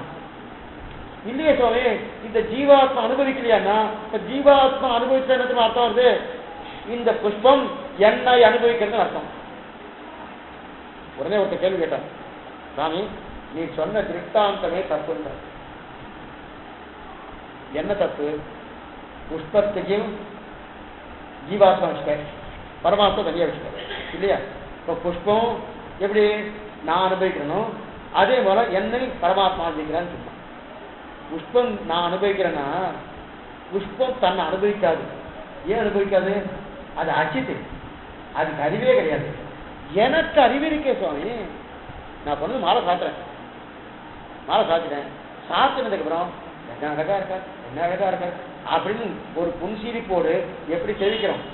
இப்ப நம்ம அதை அனுபவிக்கிறோமா இல்லையா? இல்லேன்னு சொல்ல முடியாது, இல்லேன்னு சொல்ல முடியாது. அதுதான் தனக்கே எனக்கே ஆட்சை எக்காலச்சென்றும். இது எம்மா வீட்டு திறமம் சொல்ற பாத்திரத்தை ரொம்ப ஆச்சரியமா எடுத்துக்காரு. இந்த பாத்திரம்லாம் அந்த பாத்திரத்துல எம்மா வீட்டில் எம்மா வீடுன்னு எம்பில வைக்கணும். எம்மா வீடு பதிகமே உயர்ந்த பதிகம். திருவாயூர் 1022 பாத்திரத்துல எம்மா வீடு சிறந்த புருஷார்த்த செல்வார். தனக்கேயாக எனக்கொள்ளு மீது எனக்கே கண்ணனை யான்கள் திறப்பு. இவாளுக்கு இந்த வார்த்தை சொல்றதுக்குன்னா ஆழ்வார் பாத்திரம்னா பிரதானமா எடுத்திருக்காங்க. தனக்கேயாக எனக்கொள்ளு மீது, அந்த இடத்துல என்ன சொல்றேன்னா தனக்கேயாக எனக்குள்ள மீது எனக்கே கண்ணனை யான்கள் திறப்பின்னு நிலவுவது. எனக்கே ஆட்சை, இந்த பாத்து முதல் எனக்கே ஆட்சை எக்காலத்தென்றும் என் மனக்கே வந்து இடவீடின்று பண்ணி தனக்கேயாக எனக்கொள்ளு மீது எனக்கே கண்ணனை யான்கொள் திறப்பி. இது பாட்டு, இந்த பாட்டு நம்ம ஞாபகம் வச்சுக்கோ. இந்த பாட்டுடைய அர்த்தத்தை பின்னாடி சொல்றேன். முதல்ல இந்த விஷயத்தை பார்ப்போம். இப்ப ஜீவாத்மா பரமாத்மாவை அனுபவிக்கிறானா, பரமாத்மா ஜீவாத்மா அனுபவிக்கிறானா? பரமாத்மா தான் ஜீவாத்மா அனுபவிக்கிறான் தவிர ஜீவாத்மா பரமாத்மா அனுபவிக்கல. எது போல இந்த புஷ்பம் தன்னைத்தான அனுபவிக்கிற, இந்த புஷ்பத்தை நான் அனுபவிக்கிறேன்னு உடனே பிடிச்சுட்டா. சுவாமி இந்த புஷ்பம் வச்சுட்டு அது தன்னைத்தான அனுபவிக்க முடியாது, ஏன்னா அதுக்கு அறிவு இல்லை. அதே போல எனக்கு அறிவு இருக்கு, எனக்கு அறிவு இருக்கிறபடியால நேர பெருமாட்டு பண்ணேன், அவர் திரும்பியை அனுபவிக்கிறேன், இதெல்லாம் பார்க்கறேன், அதை பார்க்கறேன், அனுபவிச்சுட்டு இருக்கேன். அப்படின்னு இருக்கச்ச நான் என்ன அனுபவிக்க முடியாது சொல்ல முடியும்? புஷ்பத்துக்கு அச்சித்து அதுக்கு அறிவு கிடையாது, அதனால அது பண்றது. எனக்கு அறிவு இருக்க சுவாமி, அறிவு இருக்கிற வஸ்துனாலே ஒரு ஆபத்து என்ன தெரியுமா? அது தலை நிற்கும். அதனாலதான் சீவைஷ்வன் அச்சித்தார தந்திரத்தோடு இருக்கணும். ஒரு கல்லு போல கட்டை போல இருக்கணுமா. அதனால குலசேகர பார்த்த இந்த கட்டமே வேண்டாம், படியாய் கிடந்து ஒரு சவளவாய் கண்டேன்னு புரிஞ்சு போச்சு இல்லையா? அச்சித்தாரத்தை பூர்த்தியா வந்து சொல்லியா அந்த நிலைக்கு வந்தது காரணமே தான். அப்ப அந்த நிலை எடுக்கணும், அந்த நிலையை நீ வரணும்னா அது என்னமா சுவாமி இது அச்சித்தாச்சேன்னா அந்த அச்சித்து வரைக்கும் வரணும். அப்ப அச்சித்து வரைக்கும் வரணும்னா என்ன ஆகுது? அனுபவம் அவனுடையது. அனுபவம் இதுதான் சாஸ்திர வாக்கியம், சம்பிரதாய வாக்கியம் ஒண்ணு. அதாவது ஈஸ்வரலாபம் ஒரு ஜீவாத்மா கலைக்குவானால் அதனால யாருக்கு பயன் என்றால் சேதனலாபம் சர்வேஸ்வரனுக்கு. இவருடைய தகப்பனார் திருநாட்டை அலங்கரித்தார். அவருடைய ஆச்சாரத்துக்கு ஒரு சீமுகம் வருது, சீமுகம் தான் லட்டர். அவர் ஒரே வார்த்தை தான் சேதனலாபம் சர்வேஸ்வரனுக்கு முடிச்சிட்டார். சேதனலாபம் சர்வேஸ்வரனா, சேதனா சைத்தன்யம் இருக்கக்கூடிய ஜீவாத்மா. அந்த ஜீவாத்மா கிடைத்தானால் அதனால் லாபம் அடைவது யார்? பகவான். அப்ப அனுபவிப்பது யாரு? அவன் தான். அப்ப இவன் அனுபவிக்கிறானா? இவன் அனுபவிக்கிறான். அப்ப இவன் ஞானம் இருக்கு சுவாமி. ஞானம் இல்லாம இருந்தால் இவன் அனுபவிக்கலைன்னு சொல்லலாம். இந்த புஷ்பத்தை சொன்னேன், புஷ்பத்துக்கு ஞானம் இல்லை, அதெல்லாம் அனுபவிக்க முடியாது. எத்தனை வேணா அது அனுபவிப்பான்னு அனுபவிக்காது. ஆனா எனக்கு ஞானம் இருக்கே சுவாமி, ஞானம் இருந்துதான் என்ன சொன்னாக நிச்சயித்தேன். அந்த ஞானத்தை வைத்துக் கொண்டுதான் ஸ்வரூப ஞானம் எந்த ஓம்காரம் தெரிவிக்கிறது. அகார வாசனம் பகவானுக்கு, மகார வாசனம் ஜீவாத்மா அடிமை அடிமை அடிமை, அவனுக்கே அடிமை. உகாரத்தை வைத்துக் கொண்டு நேரம் தெரிஞ்சுட்டா இல்லையா? இப்ப இந்த புஷ்பம் தெரிஞ்சிடுமா? தெரியாது இல்லையா? அதனால புஷ்பத்தை காரணம் வேறுபட்டவன் இல்லையா? அதனால நான் அனுபவிக்கிறேன். வாஸ்தவம் புஷ்பத்தை காரணம் என்ன? புஷ்பம் வச்சுட்டு நான் சித்தாச்சேன்னா இல்ல இல்ல, வேறுபட்டதுக்கு என்ன அர்த்தம் தெரியுமா? ஞானத்துக்கு விநியோகம் என்ன தெரியுமா? இந்த புஷ்பம் தன்னை அனுபவிக்கிறது என்கிற ஞானம் இதுக்கு கிடையாது. புஷ்பத்துக்கு ஞானம் இருக்குமா? ஓ, இந்த ஜீவாத்மா இந்த அச்சித்தான என்னை அனுபவிக்கிறது தெரியுமா? தெரியாது. அப்ப ஞானத்துக்கு விநியோகம் எது? பகவான் என்னை அனுபவிக்கிறான்ங்கிற எண்ணம் தான் நமக்கு ஞானத்துக்கு பிரயோஜனமே தவிர மற்ற பிரயோஜனம் கிடையாது. நல்லா வச்சுக்கணும். அப்ப ஞானம் இருக்கிறது எதுக்காக? அவனுடைய விநியோகத்துக்கு நான் இருக்கிறேன் அவனுக்கு இருக்கிறேன் என்கிற எண்ணத்தின்படி இருப்பதுதான் அந்த ஞானமே தவிர அந்த மாதிரி இது இருக்குமா? இருக்காது. புஷ்பத்துக்கு சாட்சியம் இல்லையா? சாட்சியன்ட்ட இங்க ஒரு மாதிரி குத்தத்தை வச்சுக்கோ. புஷ்பம் நினைச்சது இந்த சுவாமிக்கு குத்தின்னு இருக்கேன், கொஞ்சம் நானே இப்படி தொழிற்படுத்திட்டு இப்படி வர எனக்கு வருமா? வராது. அதே நான் பெருமாட்டை தொழிலுக்கு போறேன், பெருமாள் எனக்கு அனுபவிக்க வராது. அனுபவிக்க இருக்கச்ச அவருடைய அனுபவத்துல கொஞ்சம் இடர்பாடுகள் ஏற்படுறது. ஐயோ சரியா அனுபவிக்கலையே, சரியா அனுபவிக்கலையே, நாம கொஞ்சம் சரிப்படுத்திப்போம் நமக்கு வரும் இல்லையா? அவருடைய அனுபவத்துக்கு திறந்தா ஒண்ணு வேண்டாம். பெருமாள் நம்ம உட்கார்ந்துட்டு இருக்கோம். உட்கார்ந்துட்டு கட்சி அவருக்கு மறைக்கிறது வச்சுக்கோ. அவருக்கு மறைக்க போறது இல்லை, எங்கன்னா தெரிய போகுது அப்படியே வச்சுப்போம். நடுவில் ஒரு சவால் இருக்கு மறைக்கிறது. அவர் இப்படி எட்டி பார்க்குறாரு, எட்டி பார்த்துருக்காரு. எட்டி பார்த்து சேவையாகல பார்த்தா என்ன பண்றது? உடனே என்ன பண்ணோம்? அவருக்கு சரியா சேவையாகல, நமக்கு சரியா சேவையாகல இல்லை. என்ன பண்ணிக்கோ, சில பேர் நியாயமா கேப்பா பெருமாள் சரியா சேவையாக நகரே சொல்றா இல்லையா? இப்ப அவர் என்ன தெரிவிக்கல. இது எங்க தெரிவிக்கிறாருன்னா குருவாச்சாரியர் ரொம்ப ஆசீர்வாதம் தெரிவிப்பார். திருவேங்கரோட சேவைக்கு போற மனம் முதல்ல கூண்டில் போட்டுருவா, அப்புறம் வெளில வந்துடுறா, அப்புறம் மகாத்வாரம் ஐயா போறோம். போன உடனே அங்க இதுக்கு வந்துடும், துவஜஸ்தம்பத்துக்கு வந்துடும். அங்க கம்பெனி பிரதட்சணன்னு பேரு. அந்த துவஜஸ்தம்பத்துக்கு வந்துடும். அங்கெல்லாம் பிரதட்சணம் துவஜஸ்தம்பம் தேவையே கிடையாது. மற்ற திவ்யதேசம் தான் துவஜஸ்தம்ப சேவையாக இருக்கு. இங்க துவஜஸ்தம்பம் இருக்காங்களோ தெரியாது. இப்படி அங்கிருந்து என்ன ஒரு ஓட்டம் தான். அப்ப எத்தனை சக்தி வருமோ தெரியாது. 60 வயசு ஆளுக்கும் அதே சக்தி தான், 20க்கும் அதே சக்தி தான், அங்க இருக்கிற 90க்கும் அதே சக்தி தான். எப்படி வரும் தெரியாது. அவளுக்கு 100 கோடி நேர உள்ள போய் பெருமாள் தெரிவிச்சிடாடியா? இவ்வளவு தூரம் போறாருன்னா அவருக்கு அவசரமா இந்த ஜீவாத்மா தேவிக்க நாம நினைச்சிருக்கோம் நான் தானே சாமி ஓடினேன். இல்ல உன்னை ஓடும்படியா பண்ணி உடனே தெரிவிக்கணும், உடனே தெரியும். ஆத்த பொறுத்தது ஆற பொறுப்பேன்னு அங்கதான் தெரியும். இத்தனை நாள் கட்டப்பதான் நான் வீட்டுல 2 மணி நேரம் பண்ணியிருந்தேன். அப்பெல்லாம் அந்த அவசரம் இல்லைன்னா கிட்டக்க வரைச்ச இந்த ஜீவாத்மா சேவிச்சணும் அவ்வளவு தூரம் வச்சு. அதனாலதான் அங்கிருந்து வேகமா ஓடணும். இதெல்லாம் வேகமா ஓடுறதுக்கு காரணம் தான். உண்மையான காரணம் இந்த ஜீவாத்மா உடனே சேவிச்சிடும். அவர் பார்க்கணுமா? அதே போல இவர் பார்க்கணும்னா அதுக்கு தகுந்த நடந்துக்கணுமானோ நகரணுமானோ. அப்ப அந்த அறிவு இருக்கிறது தான் இந்த ஜீவாத்மா. இதுக்கு அந்த அறிவு கிடையாது. அப்ப அதைத்தான் தெரிவிக்கிறார் இந்த பாட்டு. பாரு என்ன பாட்டு? எனக்கே ஆட்சை எக்காலத்தென்றும் என் மனக்கே வந்து இடவீடிந்து மன்றி தனக்கேயாக எனக்குள்ளுமேதை எனக்கே கண்ணனை யான்கொள் சிறப்பே.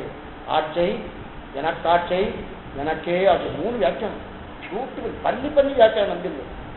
அப்படி அதுக்கெல்லாம் அதுக்கெல்லாம் போயாச்சுன்னா இதுவே 4 உபன்யாசம் வரும். அந்த ஒரு பாட்டுக்கு அவ்வளவு வியாக்கியானம் குருவாச்சாரியர் பண்ணியிருக்காங்க. ஒரு வியாக்கியானம் 5 வியாக்கியானம் திருவாய்மொழிக்கு. அந்த 5 வியாக்கியம் பண்ணி வியாக்கியானம். எனக்கே ஆட்சை எக்காலத்தில் எல்லா காலம் எனக்கு ஆட்சைன்னு என் மனக்கே வந்து இடைவீடு நன்றி. மனக்கே வந்து என்ன பெருமாள் நிற்கிறார். பெருமாள் என் மனக்கே வந்து என்னோட முன்னாடி இடைவீடின்றி மண்ணி எக்காலத்திலும் எந்தேனும் எல்லா இடங்களிலும் அதாவது சர்வதேச சர்வகால சர்வாபோசோதித சகலவிதமான கைங்கரியம் வந்த பெறுவேனாகும் எக்காலத்தில் மண்ணி எனக்கே ஆட்சி எக்காலத்தென்னம் என் மனக்கே வந்து இடைவீடின்று மண்ணி சொல்லி முடிச்சார். எல்லாம் முன்னாடி அடுத்து தனக்கேயாக எனக்கு கொள்ளுவீதுன்னு இந்த சந்தேகம் உண்டு. உங்க முன்னாடி சொல்லிட்டு இருக்கேன் சொல்லிட்டு இருக்கேன் இவா இருக்கா. அப்புறம் திடீர்னு பார்த்து அதான் அவளை கூப்பிடுங்க அப்படின்னா இங்க இல்லாதவன் தானே சொன்னோம். இங்க இல்லாதவன் சொன்னோம். இப்ப பாட்டு முதல்ல இருக்கு எனக்குன்னு முன்னாடி சொல்லிட்டாரு. ஆனா 3வது வரி வரைச்சு தனக்கேயாக எனக்கு கொள்ளுவீதுன்னு. தனக்கேனா எங்கேயோ தூரத்தை பெருமாள் போயிட்டார். இத்தனை நாள் எனக்குன்னு சொல்றதே பக்கத்துல இருக்கு, எதிர்க்கே இருக்காரு, முன்னாடியே இருக்காரு. தனக்கே எங்கேயோ தூரத்தை போயிட்டா சாமி. எந்த தூரத்து போய் ஆழ்வார் அங்கேயே தான் இருக்காரு, பெருமாள் அங்கேயே தான் இருக்காரு, ஏன் தனக்கும் சப்தத்தை போட்டார்? அப்ப என்ன பண்ணிருக்கணும்? தனக்கேயாக எனக்குள்ள வீதன்னா எனக்கேயாக எனக்குள்ள வீதன்னு வரணும். அல்லது அவருக்கு தானே அவர் தன்னை சொல்லிக்கிற மாதிரி எனக்கே யார் என்ன குறைவின்னு சொன்ன அந்த தனக்கு சப்தம் எது வந்தது? தனக்கு சப்தம்னா படற்கை, எங்கேயோ தூரத்தில் இருக்கான்னு அர்த்தம். என்ன ஆச்சான், இவர் ஆட்சி இவர் கைங்கரியம் பண்ணிட்டு ஆரம்பிச்சிட்டார், கைங்க பண்ணிட்டு இருக்கார். பண்ணிட்டு கட்சி அந்த கைங்கரியத்தால் வரக்கூடிய ஆனந்தம் இவருக்கு வரக்கூடாது. இதுதான் ரொம்ப முக்கியம். இந்த கைங்கரியத்தால் இதுதான் நமப்பதத்தை மற்ற நம் காமங்கள் மாற்றுன்ற சப்ஜெக்டுக்கு அர்த்தமே இதுதான். சித்தஞ்சிருக்காள் சொல்லியிருக்காளே அந்த கடைசி வார்த்தைனா அப்போ ஒரு விரோதியை கடிக்கிறது. அதைத்தான் ஸ்ரீமதே நாராயணாய நமகா அந்த நம சப்தம் பிரபலத்தர விரோதின் பராதரம் பெற்ற தெரிவிக்கிறார். மற்ற விரோதியெல்லாம் தேவையில்ல, கடைசியில வரக்கூடிய நமப்பதம் இருக்கு பிரபலமான விரோதி, அந்த விரோதி கடிதான் பிரதானம் தெரிவிக்கிறார். எது சொல்ல வந்தேன்னா இப்ப இத்தனை நாள் எனக்கு முன்னாடி கேட்டிருக்காரு. திருப்பியும் கணக்கை குறித்து இங்க தூரத்தை தெரிவிக்கிறவன்னா முகத்தை தெரிவித்தார் ஆழ்வார். முன்னாடி தெரிந்தார். ஏன் முகத்தை தெரிஞ்சுன்னா இவர் கைங்கரியம் பண்ணிட்டு இருக்கச்சே தனக்கு ஆனந்தம் வந்துருமோன்னு சந்தேகம். ஆனந்தம் தான் வரப்படாது. அப்ப ஆனந்தம் தான் பட்டா என்ன? அப்ப என்ன ஜீவாத்மா மோட்சத்தை தெரிஞ்சு பரமாத்மாவை அனுபவிக்கிறான்னு வந்துடும். இல்ல பரமாத்மா தான் ஜீவாத்மாவை அனுபவிக்கிறான். அப்ப ஆனந்தம் தான் படக்கூடாதுன்னா என்ன பண்ணலாம்? பெரியதுக்காக ஒரு விஷயம் தெரியும். இப்படி நினைச்சிட்டு சொல்றேன். பெருமாளுக்கு திருவாரம் இருக்கும் ஆசிரிய விக்கிர பெருமாள் ஆச்சரியமா அலங்காரம் பண்ணிட்டோம், இது அர்ச்சனை பண்ணிருக்கோம், பத்திரம் பண்ணி சமர்ப்பிக்கிறோம். சமர்ப்பிச்சுட்டு இருக்கிறது அவர் அழகை பார்த்துட்டு அப்படியே அனுபவிச்சோன்னா அடுத்த கைங்கரியம் போகுன்ற போகும். இதைதான் சுமித்திர சொல்றா, டேய் லட்சுமணா போயிட்டு கட்சி பின்னாடி ராமனுடைய நடை அழகை பார்த்துடாதுன்னு. பார்த்தா என்ன ஆகும்னா கைங்கரியம் இல்லை, அதுலயே போயிடும். ஒண்ணு வேற திருவாரூர் சேவிச்சுட்டு இருக்கோம். பத்துடைய அடியவர் கிளைவன் பிறர்களை கரிய வித்தகன் மலர் மகள் விரும்பும் நம் அருந்தர்கள் நன்ன உபன்யாசம் நல்ல விரிவா ரொம்ப நன்றா 2 உபன்யாசமா இந்த பாட்டுக்கு அர்த்தத்தை கேட்டார். அந்த அத்தியாபகரை கேட்டுட்டார், வந்து உட்காந்துட்டார். அன்னைக்கு திருவாழ்வு தொடங்கும். முதல் 10 ஆச்சு, முதல் திருவாழ்வியாச்சு, 2ஆம் திருவாழ்வாச்சு, 3ஆம் திருவாழ் பத்துடைய அடியவர் கிளைவன் ஆரம்பினேன். இவருக்கு அந்த உபன்யாசத்தை சொன்ன உபன்யாசம் ஞாபகம் வந்துட்டு எத்திரம் நீ யசோதை கட்டுப்பட்டையானே, எது கட்டுப்பட்ட பறக்க 2 மணி நேரம் உபன்யாசம் ஞாபகம் வந்துட்டு அந்த அனுபவத்துக்கு போயிட்டார். அதை அனுபவிச்சுட்டே இருக்காரு. கண்ணை திறந்து பார்த்தா முடிச்சோதியா உனக்கு முகச்சோதி 3ஆம் பத்துல இருக்கு. என்ன சுவாமி இப்பதான் 1ஆம் பத்து 3ஆம் திருவாழ்வு வந்து 3ஆம் பத்துக்கு போயிட்டா நீ அனுபவத்துக்கு போயிட்ட. அப்ப அனுபவத்துக்கு போயிட்டா கைங்கரியம் விக்னமாயிடுறது. இப்ப ஆழ்வார் பண்ணார், அனுபவிச்சா கைங்கரியம் போயிடும், திருப்பிக்கலாம். முகத்தை திருப்பிட்டா அனுபவம் கிடையாது இல்லையா? பெருமாள் செய்யல திருப்பிண்டா முன்னாடி இல்லையா? அப்ப என்ன வரணும்? கணக்கே யாரு எனக்கு இந்த சப்தம் நம்பில காட்டலன்னா எத்தனை தமிழ் விறகர்கள் வந்தாலும் அத்தனே முடியாது. வியாக்கியானம் இல்லைன்னா ஒரு துணி முடியாது, நன்னாங்கடி முடியாது. நாம இன்னும் ஒரு பெரிய தினம் படிச்சுக்கணும், 1 மணி நேரம் கிடையாது. அவ பெரியவா கூட அதான் ஆழ்வார்கள் வாழி அருளை செயல் வாழி தாழ்வாடுகள் குறவர் தாம்பாடி. அதான் ரொம்ப முக்கியம். 7 வாரம் புரிய அவர்கள் செய்த வியாக்கியைகள் நாம் வாழி தெரிவிக்கிறார். இதுக்கு சொல்ல வந்தேன்னா இந்த வியாக்கியானங்கள் ரொம்ப முக்கியம். அதே போல இந்த இடத்துல ஈஸ்வரன் பகவான் அடைந்து அனுபவிக்கிறான்னா என்ன சொல்ல, ஆத்மா விநியோகம் ஈஸ்வரன் என்றாது, ஈஸ்வர விநியோகம் ஆத்மா என்றே. ஆத்மா ஆசைப்பட்டதை பரமாத்மா அனுபவிக்கிறார் என்று சொல்லாது. அதனால்தான் ஈஸ்வரன் தன் இச்சைப்படி ஜீவாத்மா விநியோகம் கொள்கிறான் என்று சொல்லி இந்த விஷயத்த சொன்னோன்னே நம்பில்லைக்கு திருப்தி வரல, பேசாம இருக்க. நான் இவர் வந்து தஞ்சமான ஒரு அப்ப சொன்னேன் இல்லையா? ஏன்னா இந்த விஷயத்துல ஒரு திருப்தி ஏற்பட பேசாம இருக்கார். சொன்னதற்கு நம்புறதுக்கு இன்னும் சமாதானம் இன்னும் கிடைக்கலையே, இன்னும் இவர் கேட்ட கேள்வி கிடைக்கலன்னு தெரியல. ஆனால் திருப்தி ஏற்படாம பேசாம இருக்க. சரி உங்களுடைய நினைவு என்ன கேட்கறேன், விஜயை கேட்கறேன், நானும் போகிறது உங்களுடைய நினைவு என்ன அப்படின்னு கேட்கற. சொல்லு அப்படிங்கன்னா நம்பில்லை. அப்ப கேட்கற ஒரு ஸ்ரீவைஷ்ணவர் பரமத்துக்கு எழுதிருக்கிறார். பரமத்துக்கு எழுதுறதுக்கு அவர் இப்ப நம்பிலுக்கு என்ன செய்ய வேணும்னா நஞ்சியை பரமத்துக்கு போறா இல்லையா? அப்ப மிச்சம் இருக்கிற ஸ்ரீவைஷ்ணவர்கள் நாங்கள் அதை என்னன்னு நினைக்கணும். பரவத்து போயிட்டா இல்லையா? அதை என்னன்னு நினைக்கணும். அழணுமா சிரிக்கணுமா? ஆச்சாரங்க விட்டு போறா இல்லையா? அப்ப அழணும். பரவத்து போயிட்டா இல்லையா? சிரிக்கணும். அப்ப அழணுமா சிரிக்கணுமா?